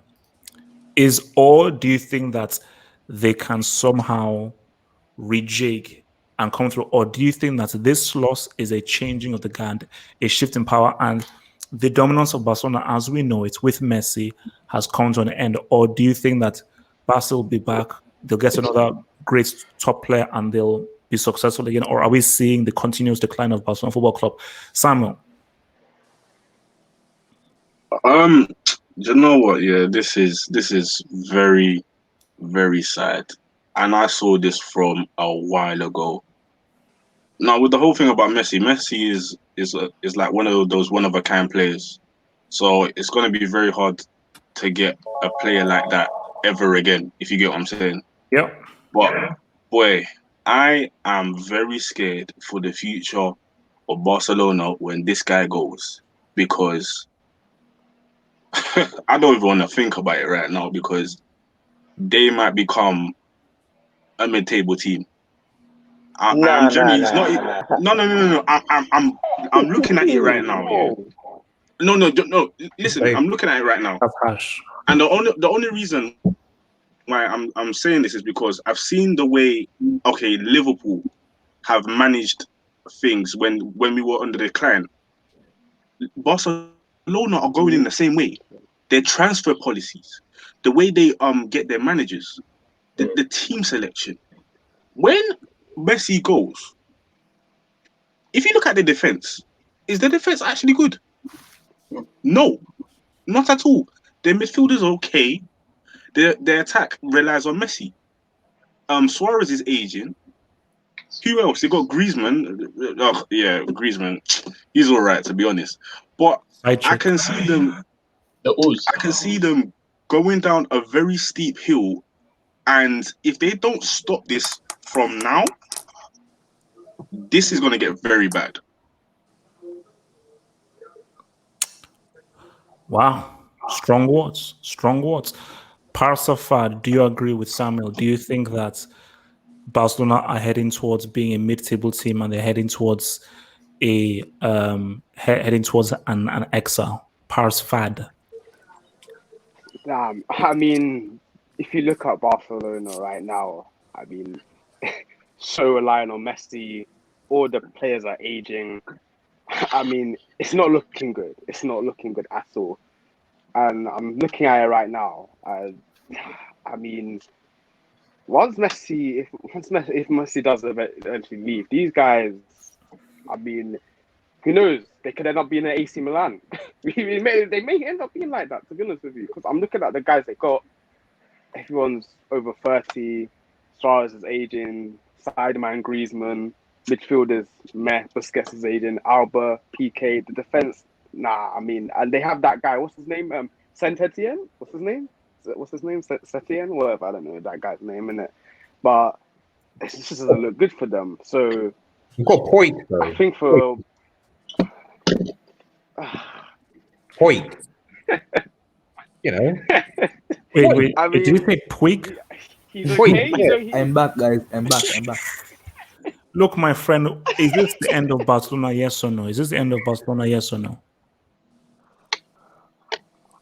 Okay, there's going to be a decline, yes, for sure. There'll be a decline, yes. There will be a decline. Okay, all right. Okay. All right. What was it called? Jamal, are we witnessing the end of Barcelona? Is it over for them? Nah, man. Teams like Barcelona don't go down so much. Because, guys, look at Manchester United. Everybody said Manchester United will have been a mid-table team. Look, 2, 4, 5, 6 seasons, Manchester United is qualifying for Champions League, and who knows, next year they could be challenging for the title. So, I don't think it will happen to Barca. The only thing I worry for is that Barca board, if they keep messing up the transfers and they keep acting the way they are acting now, it might be about 6 or 7 years without La Liga. But they will never go as far as AC Milan, because, guys, every young South American will want to play for Barcelona and Real Madrid, but mostly Barcelona. They will always attract players. So they will never have it hard to find players. So they might be 5, 6 years without a La Liga title, but they will never be as bad as AC Milan or Leeds. They will be back in the next 4 or 5 years. Okay, so I think yes, right. I just mean this. So this is from a super chat from 2010 Mourinho, who says, "Can you be considered a big club without a CL?"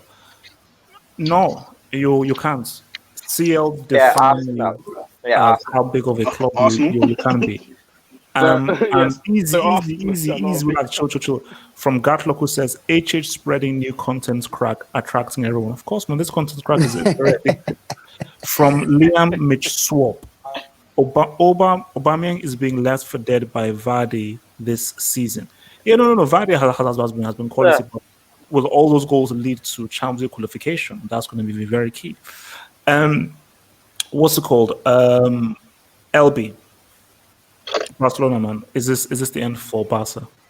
I suppose it comes down to your definition of what is sort of the end. It's like Okay. So by that I mean that they won't be winning multiple La Liga titles. They won't be sniffing CL semis or a CL final. So they will hardly be winning that many trophies in the forthcoming season. So their successes will be greatly diminished compared to what they've done in this past decade.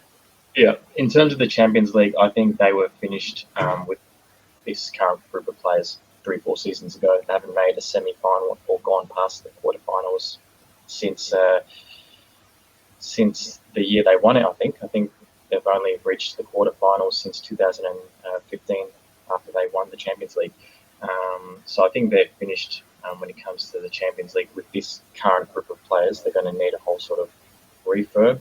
I think the day Messi leaves will be the biggest blessing in disguise for Barcelona, as they have become over-reliant on him over the last 3-4 seasons.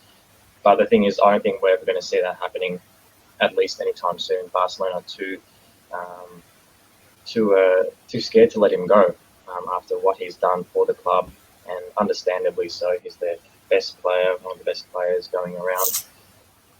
In terms of La Liga, I still think that they can win La Liga titles with this group of players, but let's be real here. This is not what they want. They don't want La Liga. They want the Champions League, a club like Barcelona. So I think La Liga is still possible for them in the next coming few seasons, but Champions League, no, they're going to have to get rid of some very questionable players, get rid of Messi, and start from the bottom again. Wow. Okay. And they're going to be doing this without a clear superstar. Your boy Abdullahi, is this the end of Barcelona? Are they finished?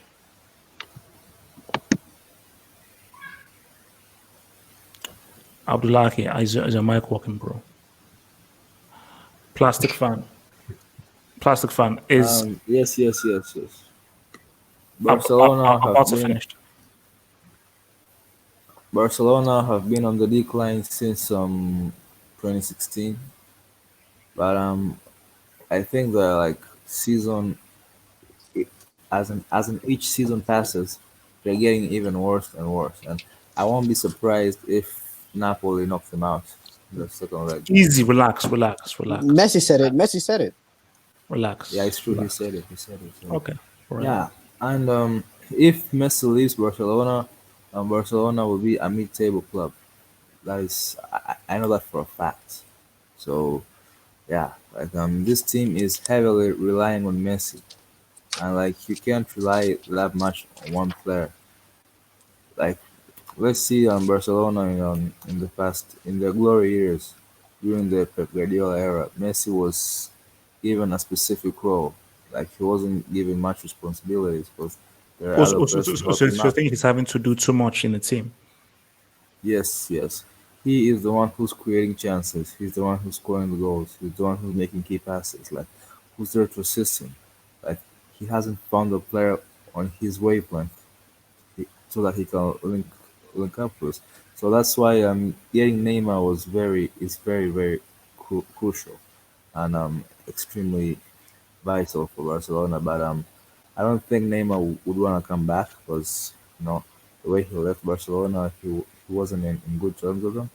Yeah, they need someone like Neymar or as close to or someone as close to Messi's level if Barcelona want to like restore their And do you brand. believe they will get that person when Messi leaves? Do you believe that they have a plan to get a marquee superstar to follow in the footsteps of Messi when he leaves? I don't trust this current Barcelona board because they always make dumb transfers, like Antoine Griezmann for 120 mil. We can look at Look, people Philippe said Griezmann Coutinho for was is a 130. World Cup. People said that he. They told me he was man of the match in the World Cup final. So if you're man of the match in the World Cup final, surely you must be amazing. Yes, about Griezmann, I think it's like Barcelona are like play the same 4-3-3 system, and like they won't change the whole system just for one player. So like I think that's where the issue lies. So unless they can like change the system, maybe Griezmann would suit better in that team. But if not, then I think Griezmann should like leave Barcelona Okay. if he wants to restore spirit. Okay. Okay. So do you believe Barcelona will? So do you think this is a decline for Barcelona, or do you think they will? This is a rebirth. They will revamp themselves moving forward, or they'll still stick with the whole Messi thing. I think for Barcelona, they need to start like investing in their youth players in La Masia just as they used to do. I think in this new president Bartomeu, I think he's more focused on the I want success now rather than like investing in the youth for the future, as Laporta did, the president of Barcelona before Bartomeu. So like if they keep relying on Messi, there is absolutely no chance in hell they're sniffing Okay. a CL7. Okay. Vilton C, is this the decline of Barcelona? Yes or no? Yeah, Barcelona is at that stage where they got to rebuild. Well, it's gonna be a really big rebuild because the entire system Okay, was. so will they rebuild? Will they rebuild? I hope so because you arguably the second biggest club behind Real Madrid in the world. So you have a really big fan base around you. You have money, like you gotta rebuild. Like I hope they do, but I like everybody been saying I don't really trust the Barcelona board for making these really bad transfer like Griezmann, Coutinho, uh, Dembele's injury prone. But I do think yeah they have a really big rebuild at their hand because I'm pretty sure like six of their starting lineup players are all in the 30s. Like Zodiaba, PK, Busquets, Messi, Rakitic, Vidal, like they're in a really big rebuild at the moment right now. And the other thing too, the entire system been fit around Messi for over a decade or so. Cause that guy is irreplaceable. You're gonna have to find a replacement for Messi. I still we don't know what talent's gonna come around, but they gotta find a replacement for Messi and things like that. But I do think they're gonna rebuild. I don't think they're gonna go down like I see a lot of people saying they're gonna go down like to AC Milan standard. I don't think that's gonna happen. That's not gonna happen. But Okay. yeah. Yes, Said, is this the end of Barcelona? Are they heading for a decline, or are people just being reactionary? Yasir Said, Yasir Said, Yasir Said. Hello. Yeah. Go for it. Yes. So Barcelona's biggest problem by far is the board, and I don't. This board is the reason why Barcelona. I feel like I feel bad for Barcelona fan. There's actually pity for me. Like as a Man United fan, I feel so bad for Barcelona fan because like you can see like destruction is near. Like Yeah, your club is gonna struggle. yeah, how can you feel bad when they're still in the Champions League and you guys are still in the Euro? But okay, So- the thing is, right? The so- thing is, Messi is the undisputed best player in the world, and the thing is, if Barcelona relies so heavily on Messi, and the thing is, right, Messi is going to leave. He's 34 years old. He's going to age. He's going to leave. He's going to retire soon, like really soon. And in order for you to replace Lionel Messi, he's a generational talent. You can just go outside and plant generational talent. It doesn't happen like that. Wait. Okay. So, but science, just tell me, are they declining? Yes or no? Big time. 110% they're declining. So is this the end of the Barcelona era, of the Messi era? Is this the end? This is very much the end. This is over. If I was a Barcelona fan, I'll find another club to support because I don't come know, man. on, man. Yeah, Relax. man. Like, Relax. because Relax, it's gonna man. be like Milan. I mean, it's gonna be Relax. like You guys haven't won a major trophy since when? Since I don't know when. Relax. You guys haven't won hey. a Premier and Champions League in a long time. Relax. To be Relax. honest, I'd rather be Man United than Barcelona right now. It's depressing, Okay. bro. Come on, Okay. Whoa, Barcelona yes, is side, depressing, Relax. relax. bro. Relax. Relax, Yes, bro. side, relax. I'm a Real Yes, Madrid fan. I know no, Barca's not see, gonna go Sai, see, down. this one you're taking things too far. Who in their right mind would rather be a United fan right now than a Barca fan? Are you sick in the head? Nah, come The on. future is bright. The It's no, future no, is no, no, no, bright. no. Come Side, on, I don't man. care whether the future is orange or future is pink. Yes, that unless you've got a sledgehammer or a screwdriver in your brain, who in their right mind would be supporting a team who are playing against FC Shukolaka Pokoluku in Europa League over a team who will be in the Champions League next season and who still have I will tell you this. Zidane? I will tell you this. I will tell you this. I will tell you this. HH. Exercise. Let me tell you this. Let me tell you. Exercise. Let me say something. And the next in 3 years, these guys will not even be playing Europa League. These guys will be fighting relegation. Simple. Bro, relax. Simple. Bro, No, relax. but you didn't hear what people have said that this is the Barcelona. No. La See, Liga B. no. Side. You people. I think someone already said before. Every young South American star, there are two clubs they want to play for: Real Madrid or Barcelona. Barcelona will always attract the next big thing from South America. United are not in that situation.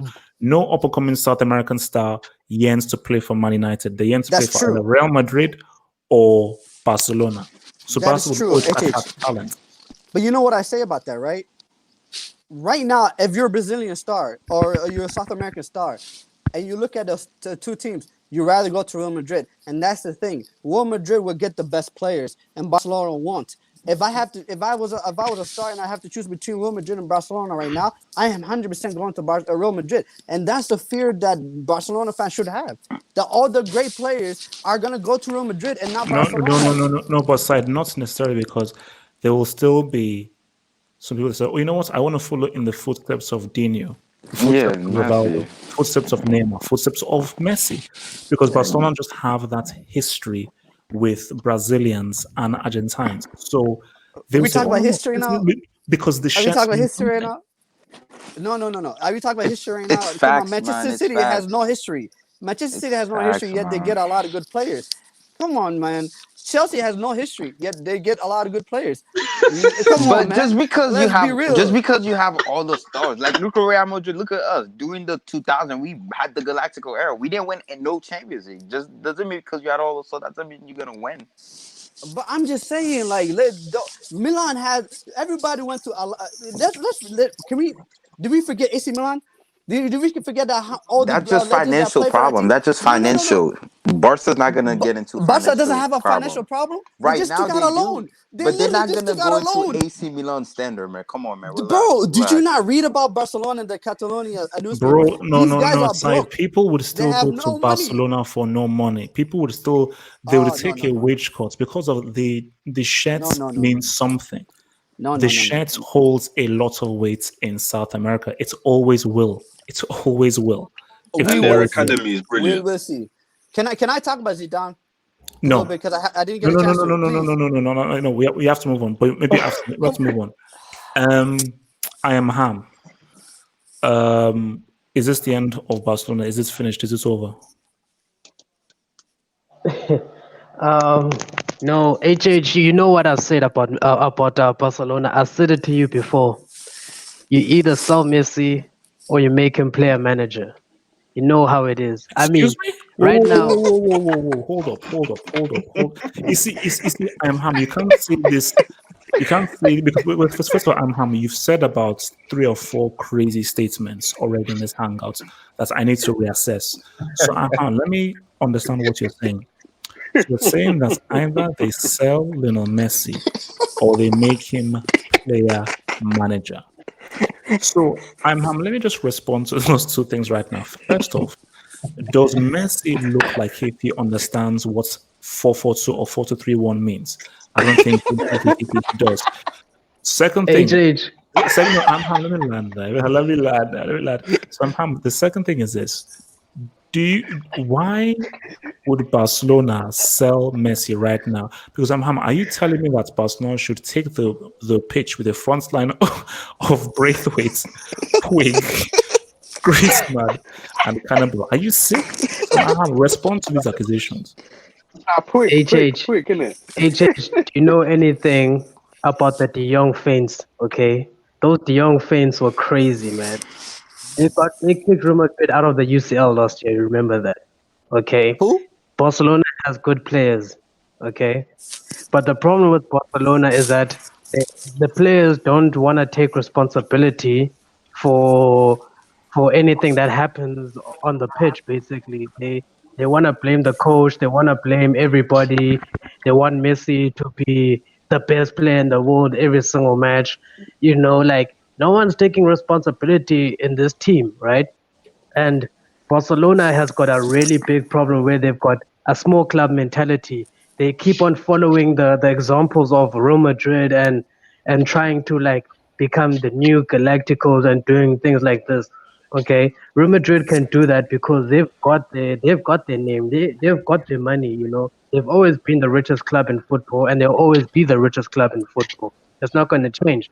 But for Barcelona, what they've done in the past 4 years is like they've really destroyed all of the good work Xavi, Iniesta, and Messi have done because they've spent money on the right players, but the mentality in the players to thrive has been censored in a manner of speaking by the fact that Messi has to be the best player on the pitch. It's not a fact of Messi is. Okay, so you're saying that Messi is the problem. What's that? Hey? So you're saying that Messi is the problem. You're saying Messi is the problem?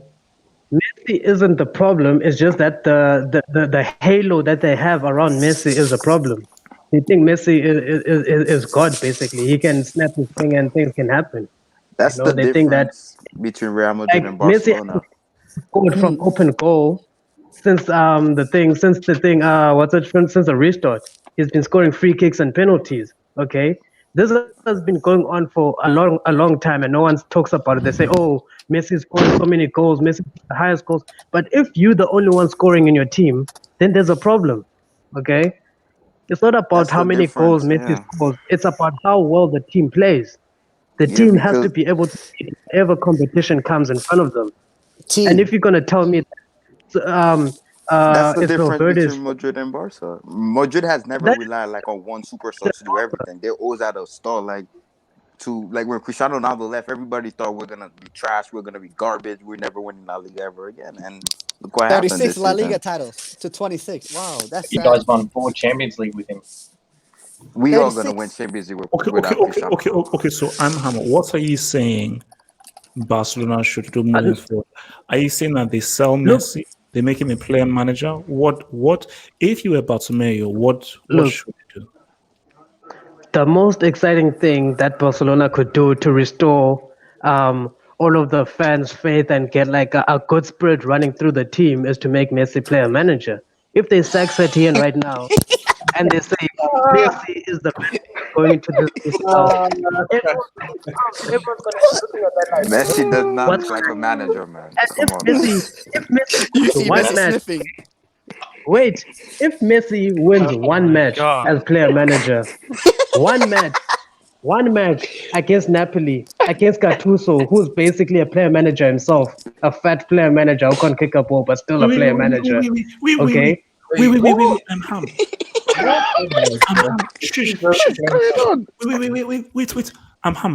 you're telling me that they should make Messi player manager for the Napoli game? Yeah. What can they do for the Napoli game? You gotta trust Setien. Setien can't do anything for Barcelona. He doesn't have that authority over these players. Then who's gonna play the Messi position? Then if Messi plays Griezmann. Oh my God.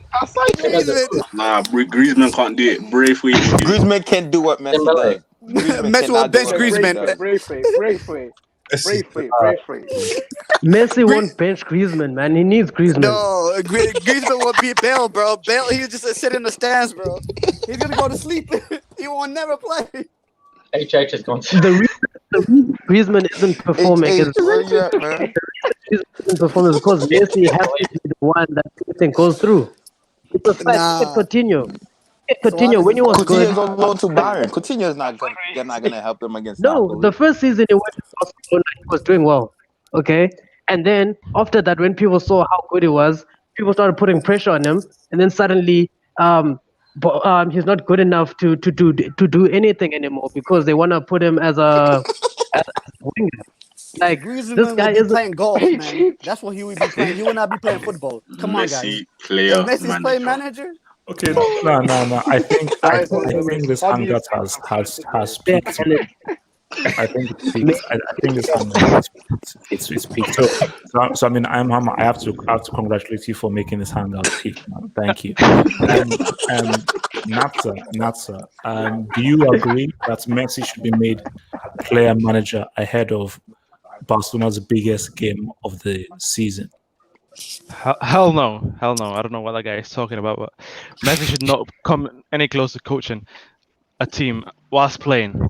So, but all I'm gonna say is Barcelona, they've been going through a decline because they've not actually resolved the main problem. The reason they've been so successful all these years was because of the midfield they used to have, Busquets, Iniesta, and Xavi. Let's be honest, and the way they used to play, and the manager they used to have. Unless they've got the right players, they won't be able to dominate for like a long period. You have to have the right managers, the right players at the same time. So they've been trying to get instant success, doing the same thing they've been doing for years, and it's miserably failed. The only time it's been close for them is when Valverde was managing and he was actually a bit more pragmatic and wanted to play a bit, and they were not happy with that. So once they were not happy with that, they tried to call for his head and try to sack him. So you have to be honest with yourselves, and the only way they're gonna come back to the best is if they invest right, and gradually see the players improve. Like De Jong came in this season, he was all right this season, but he hasn't tried to put his mark because of how much Messi's carrying in the team. The whole highlight has been Messi carrying this Barca team, which but is De not good Jong's a for. young player, though. I know. The guy's not a finished product. I know he's not finished. I know. So I'm not judging. I'm not judging De Jong. I'm just saying these players that they brought in have not been highlighted. That's why they've not been successful. It's just been them trying to play the Barcelona identity. So look. Very simply, Just Messi just held them out. Wait, easy, Natsa. Just very simply, is this the end of the Messi Barca era? Is it over, or do you think there's still one great triumph left for Messi and Barca? No way is it over. Like, why would you say it's over? But this is Barcelona we're talking about. Even when Real Madrid were going through that time where they were just coming to quarterfinals and not coming to the semi-finals or finals, they were still competing and they were still trying to rebuild something. When Mourinho came in, they tried to rebuild something, and they won the league one of these seasons. And then since then, they've been building up with that team the base of the team: Ramos, Modric, that base that they had. And Di Maria, and then when they signed Cristiano, that base that they had, they built it with a few players, and they found an identity with Zidane, which won them 3 Champions League in a row. So why would you think the same thing will happen for Barcelona? That they'll have that recycle of very good players coming in. This is Barcelona we're talking about. Okay. Red Devil, is this the end of Barca? Is it over? Is it finished? It's finished, bro. Okay, I'm gonna try and give a bit more of a balanced approach because there seems to be like a lot of extreme views sort of going on in here. Yes, so, very extreme. So my balanced approach is this: like, I think people are going a bit too overboard with the idea of like I think we've had this conversation several times, almost in the last year or two. People have to forget that Barcelona won the last 2 La Ligas.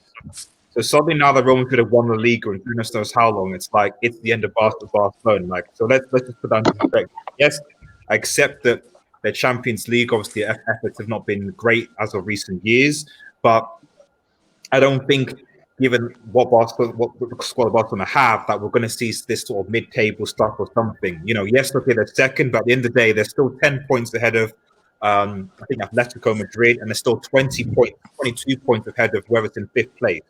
So even though Messi has been a form, I don't see this Barcelona side suddenly slipping to the mid-table seats, Messi or no Messi. They have enough, and as a lot of people already said, they've got enough pulling power to attract high quality players. So the key thing with Barcelona has been well, it's just been inconsistency. The idea that this is a team that needs at some point a revamp. A lot of their players are of the age of 30, are tired, so and on at the peak. Busquets, Cannonball. Exactly, PK. So they do need to improve that. Barcelona's academy is slowly but surely bringing in a few players, but that's only, I would argue, been from this season. But last couple of seasons, I can't really think of anyone really that's come up from the Barcelona academy in terms of the youth, and that has come ultimately from. Wait. Didn't Fati come through the academy? Yeah. Oh my God, man. Yeah. So what has he done though? What has Fati done? That's just been man, 7 goals. 7 goals. Yes, They saying recently. He's saying this season. He's saying this season. That's what I'm saying. So I'm talking. If we're going back previous seasons, only been this, this season. Even Manchester United people dissed, So like every other season, there's at least one player from their academy that comes into their team and is like a semi-regular. I can't remember the last time Barcelona were able to deliver them. So that's again where their academy is. Like it's not the same though. Who's United's youth player that's come through the ranks? Mason Greenwood. Oh my God! Oh, Mason Greenwood.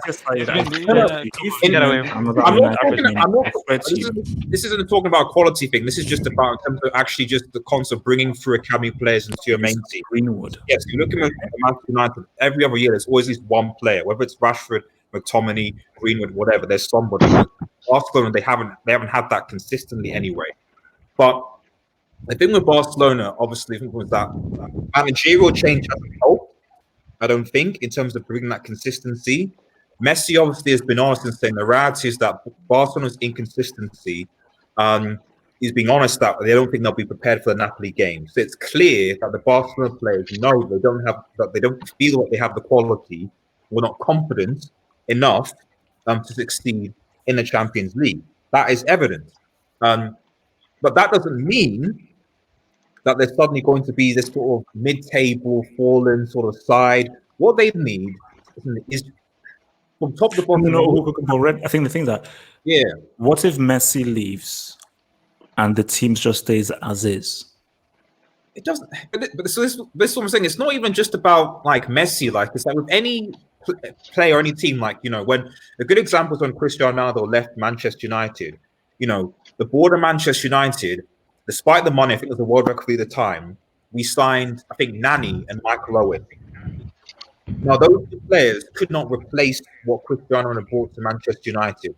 Barcelona have tried multiple signings to try and prepare for Barcelona's exit. The problem is that rather than looking at the team and focusing on where the team needs to strengthen, like Liverpool, they're like, we recognize that our goalkeeper and our centre-back situation is worse. Let's invest money to strengthen that situation. They've been spending the money on trying to find Messi replacements or trying to fit in or try and figure out someone who can get the goals to Barcelona side. There are clear areas in the Barca side that need obvious replacements. They need a quicker CDM. Busquets is too slow. They need a quick centre-back. They've got a solid keeper, and they need a quick forward. You replace those three areas, and I think Barcelona are fine, at least for the time being. But from top to bottom, they don't have that strategy. They don't have that plan. Managers, there's the inconsistency between the board, and managers seem to go from here on the one that they want to play. So I don't think it's an issue of Messi. And I've always said this, like, it's not about Messi. It's about you need, especially now, I think we're going into the stage of football. And I think this isn't just with Barcelona, it's in general, where constant managerial changes, will destabilize teams. You're going to have a manager, give him time, like Klopp, like Pep, 3 or 4 years to get the players they want, to build a philosophy, and to fix certain deficits in the team. You can't constantly be switching managers and hope to build something successful. They should have never sacked Valverde. Sorry? Dude, Never. That's the shouldn't. thing too.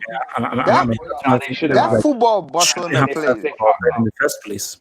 That possession football Barcelona play, is that their style? Or was that Pep philosophy? Even if Cruyff's philosophy. It's not even Pep. Wait. It's Wait, so Red Devil, round off your point. Yeah, I'll just be on this point. So yeah, like with some, I think people are going a bit too overboard in that this is going to be the sort of decline at Barcelona, etc. So I think they'll be fine. They're not going to be mid-table like that, and I won't even be surprised if they won the Liga next season because Roma inconsistent. I wouldn't be surprised. However, Barcelona Football Club from top to bottom, they need to have an idea as to where they are going forward. And they need to bring a manager, who is tough enough to say, listen, I need these players to identify the key areas in their squad that are weak. That's not me. Sorry. They need a manager who's tough enough to say, listen, these are my key weak areas in the squad. Forget about playing to favorites like PK or Busquets or whatever. We need to strengthen in these areas, go to the board, get those players, not players who can be messy replacements, but players who can be team replacements, but already established players, and then we can move on forward. That's it. That's all they need. Who's that manager? Who's that manager? Okay, so so guys, remember, send in your questions. We'll take in questions after we've got 2 more topics to go. 2 more topics to go, and after we've done those 2 topics, we'll take questions from the live chat. So guys, send in questions at live chat. Hit the like button if you haven't already. Please hit that like button, like the vid, and send in your questions. So guys, this is a very simple yes or no question. So I'll just lay it out for you right now in case some of you guys don't know. So let me just share a screen so you know exactly what I am talking about. Okay. So as you can see here, this is, of course, the Serie A or the So Atalanta drew today against a team called Verona. There you go. So 33 games played, 5 matches to go. Inter Milan are 6 points behind Juventus. So this is a simple question. And Juve play Lazio on Monday. Lazio, the biggest chokers of all time. Shout out to Milan. Milan have been going on a crazy run. So this is the simple question here. Do Juventus still do 9 in a row? Or do you believe Inter Milan will somehow shockingly win this Serie A title? So it's simple. Do Juve do 9 in a row, or do they? So I'll answer first. 1000% Juve do 9 in a row because I don't believe in the rest of the Serie A because we're going for 10 in a row. Samuel, do Juve do 9 in a row? This is a short and simple answer. Please, nobody tell me about Inter Milan. Juventus are doing 9 in a row. This league is a joke. Sorry, you Serie A fanboys. I'm very sorry. The decline of Serie A has been bad, but Juventus are going to disgrace this league again. 10 in a row, 10 in a row, 10 in a row, 10 in a row. Yes, sir. So, Pars Fad, is it Juve 9 in a row, or do you believe in Inter Milan? You think I'm going to believe in Inter Milan? Nah. How can I bet against a team who's won it 9 times in a row? Come on. Well, they're going to win it 9 times in a row. Come on now. They're getting that. They're getting 9. They're getting 9. 10? They'll get it as well. Oh, okay. Wait. Whoever is rustling or whoever is masturbating while, can you please stop doing it, please? I'm sorry. If you're rustling in your bed, playing with yourself, don't do it while on a stream. That's just disgusting. LB, is it 9 in a row for Juve, or do you believe in Inter Milan? 9 in a row for Juventus. I think they should be pretty good to win 9 in a row. I don't think any other side will be able to win a Serie A title in the next couple of seasons, to be honest. I think it's going to go beyond 9, maybe even 10 next season. So, yeah, 9 in a row. Okay. And, just by the way, if Juve do 10 in a row, Serie A will officially be called the Postman's League. So that's just if it's it will no longer be called Serie A, it will be called the Postman's League. Natsa, 9 in a row, or can Inter say what's up? Natsa? All right, Vilton C, 9 in a row, or can Inter say what's up? Yeah, 9 in a row. Next year, hashtag stop 10 in a row. Please, all 19 teams, band them together. Do not let them win 10 in a row. Please. I'm begging you guys. All right. Plastic Fan, 9 in a row, or do you believe in Inter Milan? Plastic Fan. Am I muted or what? Okay. I think maybe he's. Hello. Yeah. Go for it. Yeah, go for it. Me? Yeah, I plastic. don't even... Okay. I'm not plastic fan. I'm Nazar, because I was muted. I think. No. I'm speaking to plastic fan. So plastic fan, 9 in a row, or do you believe in Inter Milan? Okay, it's not bad. Wilson C. Oh, yes, sorry. I speak to you. Yasir Saeed. Yasir, 9 in a row, or do you believe in Inter? HH, I have hope. Oh, I have hope.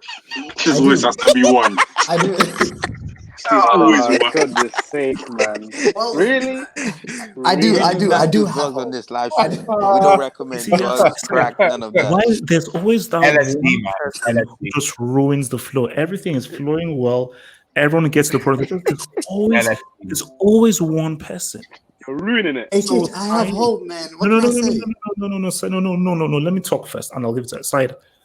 Why, in the Lord Heaven's good nature, do you believe that a team who have already won this title 8 times in a row previously won't do it this time? This is a different team.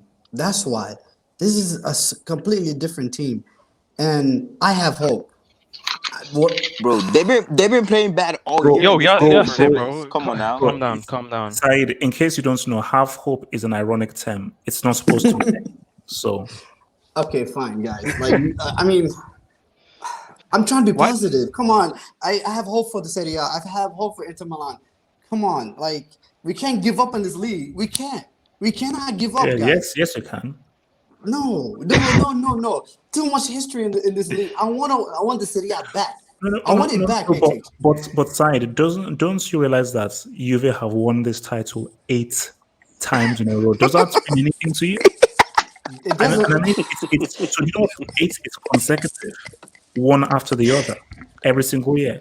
They are close to having a decade of winning. That's sad. So when you listen. So when you look on Wikipedia, you will have seen that Juventus won the Serie A for an entire decade consecutively. Said, do you know what this means? Do you understand where I'm coming from here, Said?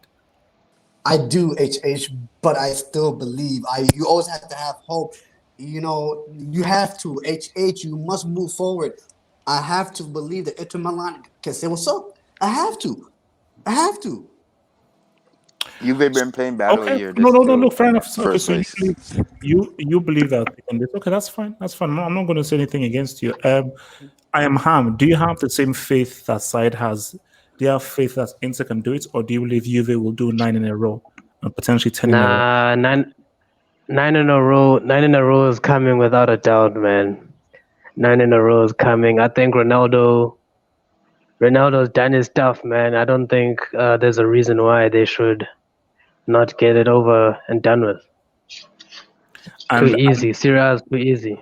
And do you also predict 10 in a row as well for Juve? So will Juve have a decade of dominance? I think 10 in a row is going to be hard, man.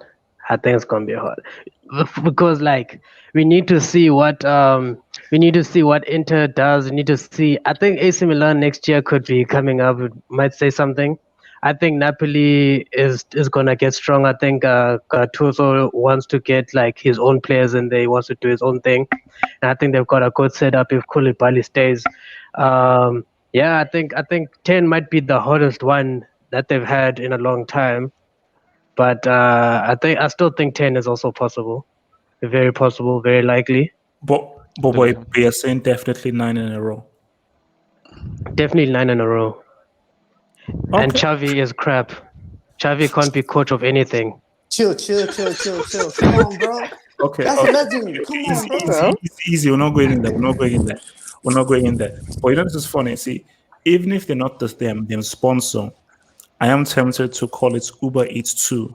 Chill. Hey, what's this right?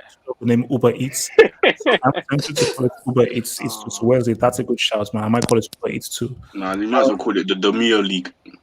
The what? Domio. What? Seriously. The Meal League. I'm dead. Serie A. I'm sorry, Serie A fanboys, but your league is a joke. You know why it's so funny? You know why that's so funny? Because every time I go to the shop, I completely ignore Domio. Because Domio is trash. I always go for Sakla because there's this brand called Sakla, which is a lot better. Domio is flipping trash. So because it is the worst pasta sauce you're gonna find. Sam, you might be right, man. I think yes. If you do something, I think I'm gonna call it today. It has to be. It has to be. I just call it Domio. Nothing. I just call it Domio. So Uber into Domio. Red Devil. 9 in a row, or 9 in a row, or do you think Inter can say what's up? Nah, it's 9 in a row. Red Devil. No, mate, come on. It's 9 in a row. It's 9 in a row for Juventus, and Sarri will be sacked. That's what's going to happen. 9 in a row for Juventus, and Sarri will be sacked. So I don't know who's going to be the next manager for Juve next year, but yeah, they'll win 9 in a row, and Sarri will be sacked. Wow. Before the league or after the league? Before the league, I think he'll be sacked. Possibly before the Champions League tie. Maybe afterwards. No, whoa, that's bad. That's bad. That would be bad if she sacked him right before the Champions League. Because that would be bad. Possibly. But probably afterwards, but possibly. I wouldn't be surprised.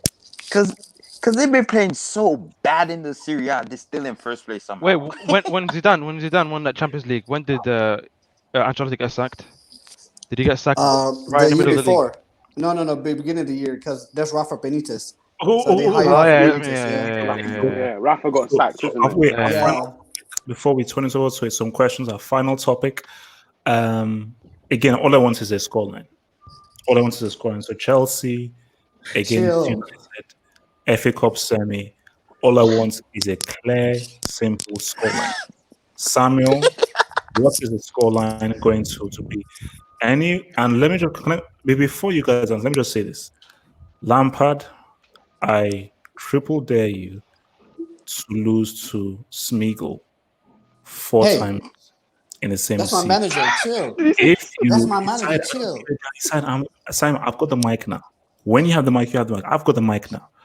Lampard, Francis, if you lose 4 times in the same season to Smeagol, that's going to look very, very bad. That's going to look very bad on your record. So you're under some serious pressure. Samuel, give me a scoreline. Man United are going to win. Chelsea have no chance. Man United are going to go all the way. Listen, the greatest team of all time. All of that. Yeah, you know I'm using reverse psychology. So Samuel, give me a scoreline. Give me a scoreline. Scoreline, I'm going to say 3-0. Wow. Rashford hat trick. I hope it's reverse psychology. We need all the juju we can get. If that happens, if you guys understand what I'm doing, you understand. If that happens, I need some juju. Pass fast. Give me a scoreline. Pass fast. Chelsea against Phoenix. Give me some juju. Reverse psychology. Yeah. Now, Man United have got this. Come on, now. Like, it's gonna be a nice, penetration, 3-0. Lubrication, Rashford hat trick. Come on now, give me a scoreline, man. It's a 3-0. I said 3-0. 3-0. Oh my god, 3-0, bro. Okay. What's it called? LB. Give me a scoreline. 2-1. 2-1. 2-1. Wait, 2-1 to who? Chelsea or United? 2-1 to United. Okay. Napsa, scoreline.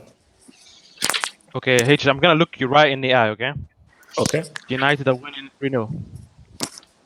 United are winning 3-0. What is this? United are winning 3-0. Okay. Yep. I'm looking right in the eye. I can see. Guys, I think the juju is strong. Built on. Shush him up. Let me walk my juju. Built on. Give me some of that juju. What's the scoreline going to be? The scoreline is going to be 2-1 Chelsea. Because I don't think Lampard's gonna. Seriously. Oh my god. Go like that. Lampard's not gonna be. Lampard is not gonna be. Gunner sidekick for 4 times. I will remember this, and I will invoke the most powerful juju on your boys against Man City. I told you, I'm seeing the witch doctor next week. I'm seeing the witch 2-1. doctor. I just I because told Man you. United, they haven't Easy, been playing Land. good the last few games. Look, Juju, man. hold on, let me say this right now. I'm going to my village to visit the witch doctor. I was only going to put a hex on Cristiano. But I'm not a what he said, Cristiano fan. you have to put a hex on Cristiano and Real Madrid right Well, now. relax. And for all of you people who think that Juju isn't real, okay. Relax. But HH, man, what are you Go to the doing? streets of Ijebu. Plastic fan, man. Give me a scoreline, man. Give me a scoreline. Plastic fan. Plastic fan, my friend. Please give me a scoreline. Gonna be a London final. Fine, man. Leave him alone. So, what is the Plastic score? fan isn't. I'm not. What? Okay. No. Let's just move. Wait, I'm leaving the United fans last. I want to walk this church properly. I am Ham. What is the scoreline going to be on Sunday? Chelsea United FA Cup semi. HH, your boy Tamsang Abraham is coming up. He's gonna get a hat trick. 3-0 Chelsea. Oh no! You jinxed it. Oh, nah. You ruined it. Wow.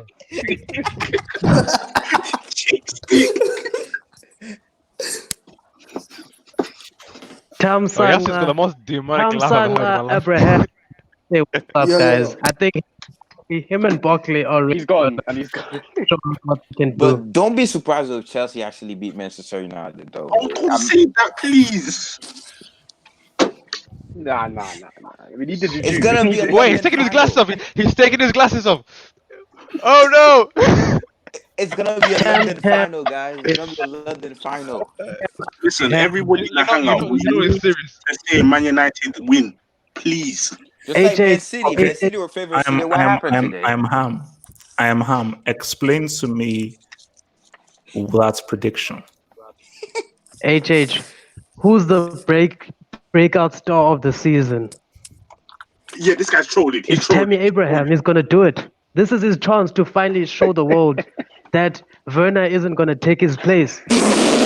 He's gonna go there at Wembley, and he is going to show everyone that he is a Chelsea player. He's been there, and he deserves to get some respect for once. But he's not starting though. Giroud's gonna start. So is he gonna get a second half hat trick? Nah. Lampard knows what's up. Giroud is good, but what is Giroud gonna do against Slabhead? He's gonna do nothing, man. They need someone to go in behind. Slabhead. What's the slap? Bruno and Pogba are so overrated. Defensively, what can they do? What can they do defensively? Oh, no. Please, I need Lampard to just get Wait, those he's actually balls right, to bro. Tammy Abraham. Bruno Fernandes is overrated. But man does a No, sideways you pass are and gets Man an United assist. fans, innit? Okay. Oh yeah, I forgot. Yeah. Juju Bruno ain't gonna Fernandes work, is getting a HH. hat trick. Yeah. I'm Ham. If Chelsea lose tomorrow, I am going to blame you and Brooks. First of all, I'm Ham. Who do you support? Liverpool. Oh my god! Oh, Biggest, You could have did that. what is Reverse. that? Relax. I'm putting one of the biggest hexes on Liverpool when I go to the village. Oh, no. A 30-year. Let's keep score. So we have a hex on Cristiano. We have a hex on Real Madrid in that series. I'm gonna have a hex on Liverpool for next season. We've got 3 hexes. Relax, HH, you can't put too many if we people. win, You can't HH, I'll hex too repeat many your hex. people. The hex will come back on you. If Chelsea win, you have to apologize to all of us, AJ. I am Ham. This witch doctor.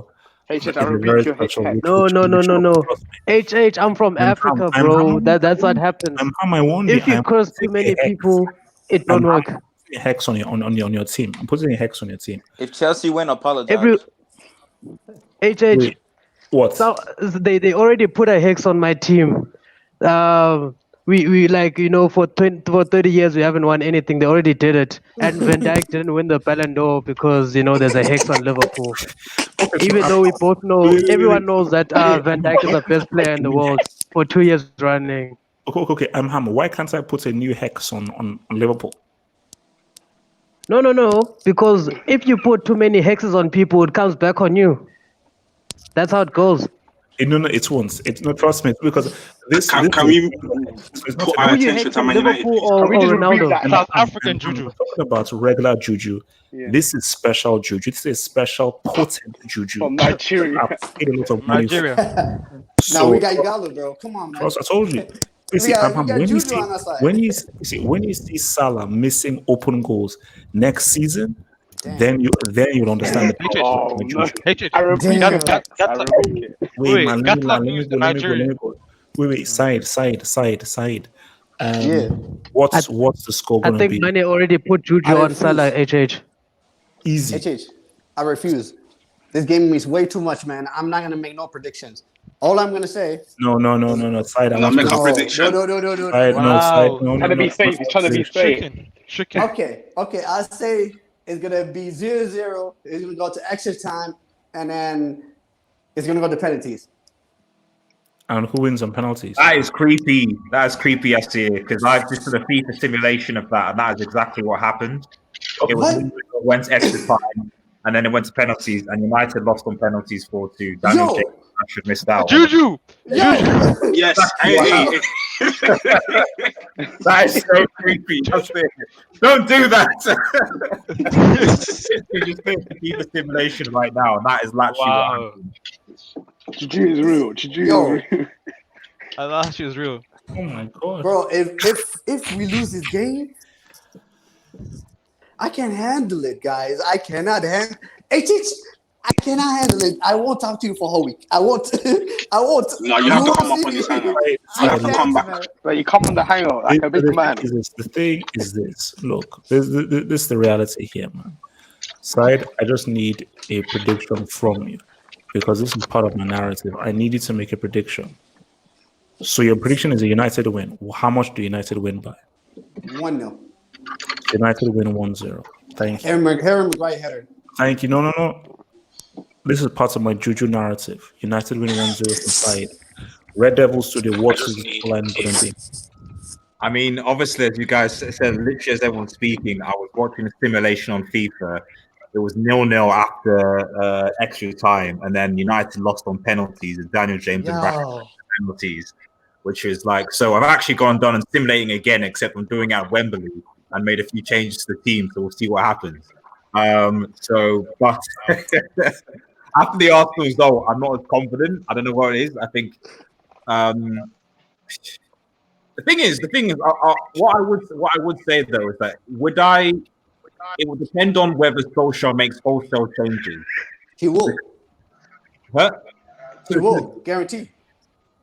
He might. I don't know. We'll see. But like, I guess what I would prelude that is that if he makes wholesale changes with the thought of resting certain key players to actually so that we can be strong against West Ham, then to be honest, if we lose the game, I won't be overtly bothered, frankly. So long as Arsenal in the final, though. Red Devil.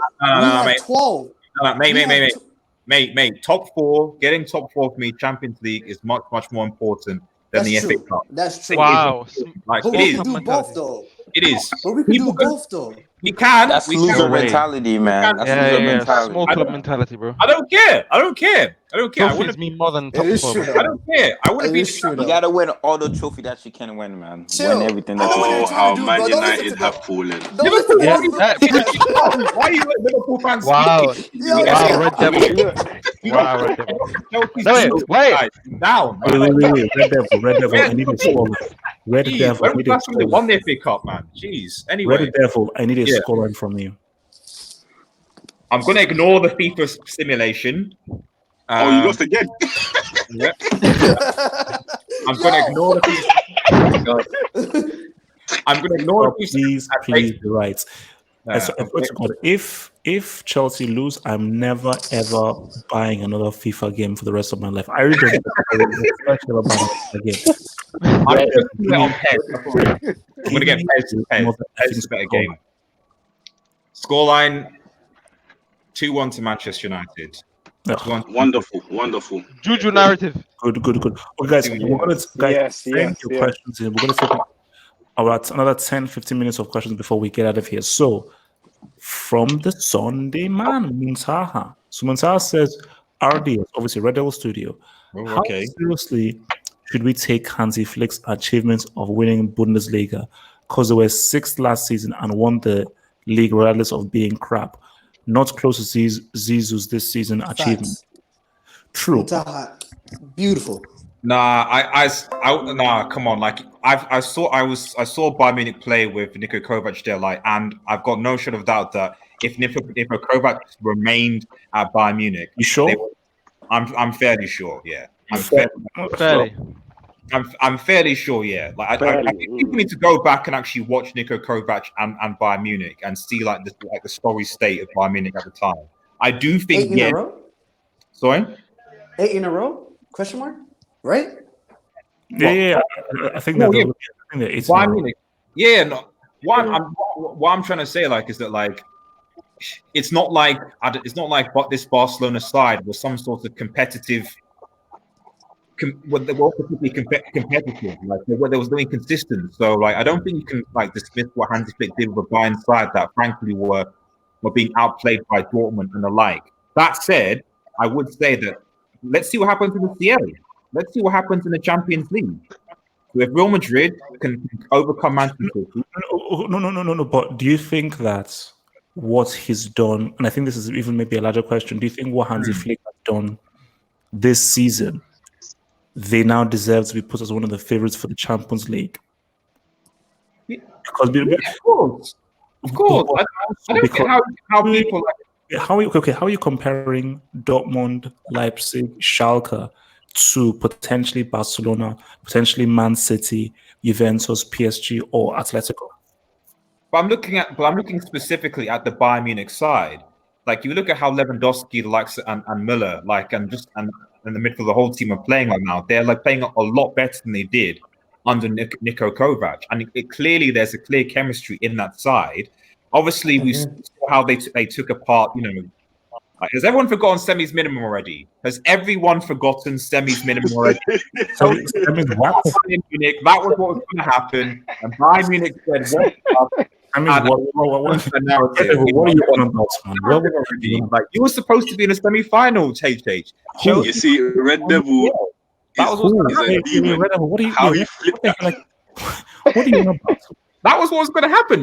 Chelsea were going to get to the semi-final. Spreading lies, man. Hey, where's Gatlock, man? Where's Gatlock? You know, I've got the recordings. You want me to record them? No, let's be real here. No one ever said that. HH Tam is getting a hat trick against Bayern as well. I wanted Bayern. I'm going to break. I'm going to break your thing if you speak again, please. The heck. Like that was a masterclass. Like it was just they just dismantled you guys. Like it wasn't. It could have been 6, you know. So I don't think people should sit on his Bayern side. Is what I'm trying to say. Okay, so so for the rest of you guys, so do you guys all agree that Bayern are favorites or? Hell no. No one is favorite. Come on. No, Hell no. No one is favorite. Anyone can win. Anyone, like yeah, I said, exactly. Lewandowski has to win this Champions League. Nah, this is very never open. touching a World Cup or Euro. He has to win the Champions League. Or he's legacy. There's a clear favorite. There's a clear favorite. Wait. Okay, so Simon, who do you think is the clear favorite? The clear favorite is Man City. They were gonna win it 100%. What? Well, that depends. Okay. What? He's using Juju. Someone is using Juju. Man City are favorites every year. Please, do not ruin it. I need them to win. Guys, you have to. Man City are favorites every year. If I were to pick a favorite, be Atletico Madrid. Will Ramos's retirement destroy Real like companies? Yes. No. If we don't get a replacement, yeah, but we're gonna get a replacement for him. Because look at, first of all, I don't know what guy from the Spanish favelas was playing in City's defense today, but I've never heard of the dude who was next to Laporte to today. Well, is it Garcia? Look, Militao is a young. He's not there yet, but I think many people are saying, give him some time, he can be really good. Varane is a World Cup winner. Varane was arguably one of the best players at the World Cup. So I think City have far better defenders than they do now. Ramos, so it's going to be a huge, it's going to be a massive miss. But I do think that City have been more harmed with the loss of company than Madrid would be once homeboy Ramos retires. So I don't think it will break them in the same way that it did for Man City, man. Can I talk about Zizou before we leave? Okay, no, go for it. Yes, go for it. The thing is, like, I've been listening to all you guys talk about Zizou and rank him and everything, but for me, it's all about degree of difficulty. This guy, what this guy has done in his managerial career at Real Madrid is extraordinary. Like, this guy is it's like fairy tale. Like, this stuff does not happen. His first season, the guy wins the Champions League. Then the year after that, he wins. I think he wins the La Liga, right? La Liga and the Champions League. That's 2 Champions Leagues in a row. And the year after that, he wins 3 Champions League in a row. Then he retires. Like, he didn't retire. He leaves. He has a sabbatical. He leaves. And then people forget how bad and turmoil Real Madrid was in the 2018, 2019. They went to 2 managers. They sacked 2 managers. They were all over the place. They got smacked by Ajax in the Champions League. Then what happened? They appointed Zidane in March of 2019, and today a couple days ago he won La Liga for this Real Madrid team. This Real Madrid team that has lost Cristiano Ronaldo, that was supposed to be in a rebuild. Like, Modric was coming to towards the end of his career. Ramos was coming towards the end of his career. Like, Marcelo was coming to the end of his career. We're still in a rebuilding stage, though. Yeah, they are. Who did they really beat? They beat declining bosses. So. But that's we're my still in a point. rebuilding Like, stage. the job that Zidane had to do was almost impossible. Like, hey, relax. It wasn't impossible. It wasn't impossible. Yes, it was. Yes, it was. Like, look. Oh, yes. Why do you always say the opposite of everybody else? No. Come on. Real Madrid No. Bro, Okay, he didn't the bench. Gareth Bale didn't even play. But the okay, Czar didn't even play. We still win La Liga. Let me land. Come on. So look, even like the transition of the front three, they went from Cristiano Ronaldo, Benzema, Bale to Benzema and everybody else. Like, come on, guys. Like, give this man the credit he deserves. For me, in terms of managers, he's up there with Klopp. For me, he is tied as the #1 manager in world football. This guy, what has? Why do you have identity against Klopp, man? Come You're on. taking it. No, relax. Come on. No. Okay. Look, I think the key thing is Zidane just needs to be given more credit. But let's put it in hindsight.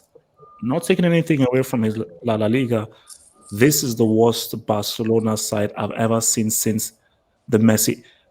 You know what? I will almost say, even if I've got more points in terms of performance, this might be the worst Barcelona side that I've actually ever seen. Personally, for me, I think this is worse than the Romario era, worse than the Rivaldo era, worse than the Dino era, and so forth. So first of all, you beat a trash Barcelona. That's the first thing, and you cannot. Nothing Zidane has done managerially is as amazing as what Klopp did with that Dortmund side. Because with that Dortmund side, that was a Herculean effort. Because yes, 3 seals is amazing. It's Real Madrid. 3 seals is superb. You have the highest goal scorer in Champions League history. So I always judge a manager by what team are you managing and what were you able to do, which is why I insult Mourinho. You have to rate Mourinho highly because of what Mourinho did at FC Porto. Let me just quickly hear from LB, then I'll come back to you. Yes, LB. I want to ask you just on that. So how come Mourinho wasn't able to win a Champions League? Yeah, exactly. Wait. Say again. How come Mourinho wasn't able to get into a Champions League final with that Real Madrid side? 2011, 12. Ramos and Cristiano Ronaldo took that penalty. I can admit that as a Real Madrid fan. Wait. Let me respond. Basically, it's one of those things where it's not always going to work out, and that's why you have to balance things through. Which is why, if Zidane had that Inter Milan side, would he win a treble? If he was coaching that FC Porto side, would he win a Champions League? had to say. So what you're now seeing is Zidane understands this team and this players far better than Mourinho did. This is a far better fit for Zidane than that Mourinho thing. But what for me shows great management is, can you do it with the different teams? Okay, if Zidane wins the Champions League this different season, countries. is he the greatest manager of all time if he wins this Champions League this season Why for do you- Real Madrid? Of all time, No that's way. a stretch. Come on. If he wins, HH if he tell wins the them. Champions always this finds a season, way to is he get the greatest of Mourinho. all time? Is he the greatest of all HH tell time? them Uncle Mo won a Champions League for I Benny get it. No, I McCarthy. get it. I get it. Wait, wait, I'm wait, asking wait, AJ wait. Benny this question. McCarthy. One at a time. When it's okay. Let me go to Imham. So Imham. Uncle Mo won a Champions League for Benny McCarthy. No one can even compare to that. Okay. I mean, yes, respect Mourinho Uncle did the Mourinho. Yeah. It's He not. got 100 points. He did it. He got over Centurions before it was even a thing. He got 104 points. Please don't talk. But Don't Yeah. talk about HH, Mourinho. AJ, On if what Zidane wins the Champions League this has season achieved with in Real this Madrid, league. is he the greatest of all time No. this season? No. Look, see what Uncle Mo has achieved. You cannot sleep on because that's true. He gave Inter Milan their only treble and the only Italian team to win a treble. He made Chelsea relevant. He really began Relevant. Chelsea's relevancy. He flipping won a Champions League with flipping FC Porto. He got over 100 points. Okay, with where one. is he now then? Where is he now? He ended the Pep Barcelona tiki-taka reign. He ended it. He's at Spurs. They haven't won a league for how many years? Relax. It's his No, first but season. Relax. He's finished. Relax. He's finished. Let me say something Benito. real quickly. Let me say something real quickly Go about for it. Zidane. Yes, I agree with a lot of which everyone is saying. But the thing is, and everybody has watched Real Madrid. Being a Real Madrid manager is like it's so difficult because you have to be successful. You have to win that Champions League, or you will get sacked. Ancelotti got sacked a year after he won the La Liga and the Champions League. We didn't win La Zidane- Liga. We didn't win La Liga. We won Copa del Rey. Copa del Rey, okay. After he won the Champions League, I guess Atletico Madrid. The year after that, he got sacked. What Zidane is doing is something that in my opinion, watching Real Madrid, how many managers come and go? You went through Rafa Benitez, then you went to Ancelotti. He went through Lopetegui. What's the other guy? What's his name? The one Santos Solari. I mean, it's not. Lag. To be fair, we're actually playing good in the Champions League in 2016. Like we finished first in our group. To be fair, like yeah, even though they didn't want it, but we're still playing really well under Benitez at the beginning. Benitez. Hello. Benitez made that team. Okay. Look, let's round this off. I want to introduce something new, and I think it's something new that I want to be doing into the Hangout.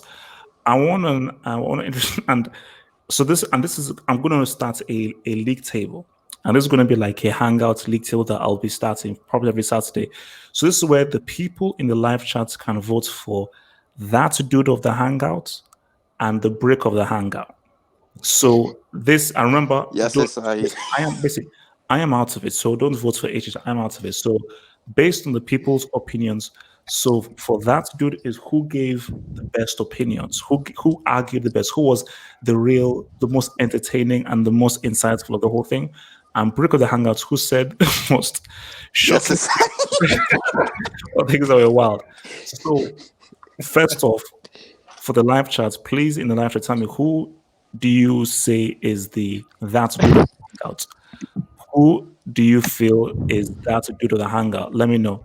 So let me just hit this up. So from Trudara, who says Mourinho was unlucky to lose to Bayern by penalties. If Real Madrid would have won that, they would have beaten Chelsea in the final and won the UCL. I remember that game.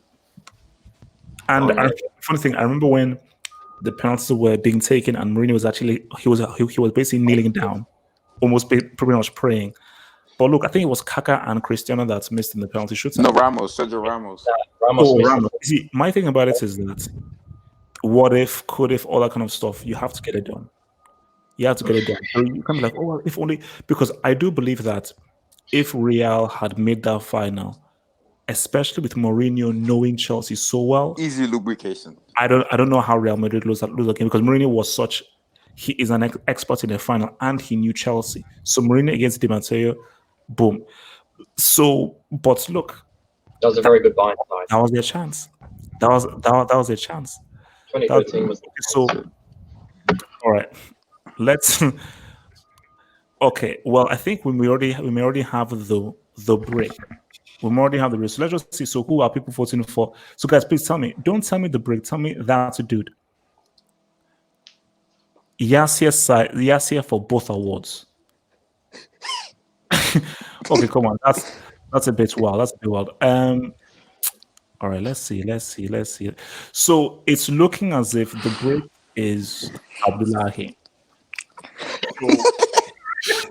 He's not here. He's not here. Fair, like it's that's a bit hard. He's not doing the full thing. Wait, was he the one that said Barcelona needs to put Messi as their manager?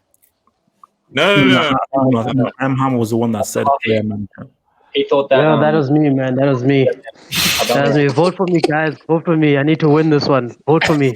I am Ham is the name. Vote for me. So, yes, see, this is going to be really hard to do because I can't really find out. Actually, I know what. I'll tell you what I'm going to do. So what I'm going to do, I'm going to create a poll. So let's see. While I am creating this poll, do you guys believe Barcelona will win this Champions League? Do you believe that Messi is determined, and do you think he can ride with them to win this? Anything is possible. It's one leg. Anything is possible, man. Any team can win it. The way I see it, Messi just needs to perform one game at a time because he's been doing it for the past. Legs benefits him more. No, because look what happened. He choked against Roma and he choked against Liverpool. He played so good too in those first leg. In the second leg, the team just let him down in the second leg. But it's anyone can win it the way I see it. Okay, what's it called? Atalanta. Samuel. Zapata. So Samuel, who do you think? How far do you think Barca can get in the Champions League? Semis minimum. That's it. To be honest, they're gonna get beat by Bayern Munich. So why don't you think that Messi can inspire them all the way? He's just doing too much, way too much for the team. Everything's on him. Nah, he can't carry this team anymore. Okay. I am Ham. Barca. How far do you think Barca can get? Barca's getting kicked out by Napoli, man. You know how it goes. Because as much as I can say that Messi should be their manager or they should sell Messi or whatever, they won't do that. Okay. Nah, it's in the Camp Nou. It's in the Camp Nou, man. It's gonna be breaks, and they're gonna go in there expecting that Messi can find a way, but then Messi can't do anything because Gattuso will be prepared. He's got Koulibaly who will just pocket every single thing. Griezmann, Suarez, and Messi, all of them, just put them in his pocket. So you are telling me that these guys who are determined to win the CL are going to lose to flipping Napoli? Determined. And the Camp Nou? Come on. Didn't Messi say that he was gonna deliver last year? Didn't he say he was inevitable? Relax, man. Relax. He did his thing in the first leg. He did his thing in his first leg. Am I forgetting something? Determined? Oh my God, man! Forget about Barcelona, guys. They're a team from 2009 or something. I don't know. I forgot the about Cannibal and the side chick could you just turn up in that CL? You never know. Oh my God, bro. Okay. I mean, so LB, no what one about, knows what's happening. How far do you think that they're going to go? Semis. I think Bayern Munich will be able to take care of them. Actually, wait. If Bayern Munich win and if Barcelona hypothetically win, they'd face each other off in the quarters, wouldn't they? Not the semis. So yes. So Bayern Munich would face Barcelona in the quarterfinals. Yes. Yeah. So I think quarterfinals. Bayern Munich should be able to take care of them over one leg. I don't trust Lewandowski. Lewandowski's okay, so guys, I have pasted the link in the Hangouts for you to vote for who do you want to be that dude or the whole thing. At the moment, Red Devil has 35% of the votes. Yastia has 29% of the votes. Plastic Fan has 18% of the votes. So keep voting, keep voting, and then I'll see. So okay, so keep voting. Vilton, see how far do Barca get? Barca, I think if they play Bayern on paper, Bayern should win, but I don't trust Lewandowski, man. Maybe the quarterfinal. Maybe they do lose to Bayern on paper. They should lose to Bayern, but I think the quarter. Barca losing the quarter to Bayern. But if they do lose, if Bayern does lose, I don't be surprised. If Lewandowski doesn't show up in the big game in the Champions League for Bayern. Isn't Chelsea a big game though? That's the big game. My dude, relax. You know what I meant. Relax. You know what I meant. It's a big game, you know. It's a big game. Relax. Come on. Abraham's getting a hat Are trick. Chelsea favorites to win the Champions League this season? Would they ever favorites to win the Champions League? How long do you think we're on, mate? Semis minimum, at least. You know, of course they were favorites. They were definitely favorites. So like, They were favorites. I never Chelsea said were semis favorites to minimum. win the Champions League. Hey, Red Devil's got that video. I've got that video order. It's too late to put on the audio. I never said semis minimum.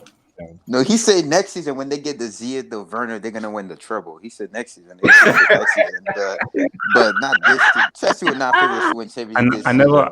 I never said anything of the sort. Okay, If you can't beat a 10-man down Ajax team at home over Valencia, how the hell are you gonna win the Champions League? No. Look, I feel like you guys are spreading fake news. I never said anything of the sort. I'm back, guys. You know, so Jamal, how far are Barca getting in this CL? Barca are not sniffing that semi-final. They're gonna lose to Bayern Munich. They will scrape through against Napoli, and they are not beaten Bayern Munich. So they're just gonna beat Napoli, and that's it. But guys, by the way, I just now was watching the AFC live. Guys, did you see Choops crying because they win and they're going to the FA Cup? It's crying. Is he crying? Yes. You need to check the FA Cup, man. The FA Cup has Pikachu as a sponsor. You see, What have to I'm supposed to Jamaican, brother? How can I rate Arsenal fans? How can I rate Arsenal fans when they are crying for a FA Cup? You said Klopp was crying for a Premier League. This guy's crying Relax, for a bro. FA They're Cup. rebuilding. They're rebuilding. It took you 30 years to win your first prem. Relax. If he's truly crying, I think then Arsenal have reached a new low. Arsenal have reached a new low. If they're crying based on an FA Cup, HH. Imagine the top 4 trophy. Imagine the top 4 trophy. What they're I gonna think do they're now? crying because they might play European football. Doesn't the winner of the FA Cup goes to Europa League? Yeah, they do. Yeah, they're not making top. No. It's so big to be City these days. That's why he's crying. Okay, guys. Okay, so look, let's just round off now. So, so for our first edition of this Dudes and Bricks League, that dude of this hangout is Red Devil with 27% of the votes. Oh wow! Go on, Red Devil. Oh, who's the break? Who's the break? Who's the break? 23% of the votes. Who's the break? And for the break of the hangout, it is pretty much overwhelming because Jamal had 8%. Abdullahi had 23%. Yasir had 8%. I am Ham with a whopping 58% of the votes.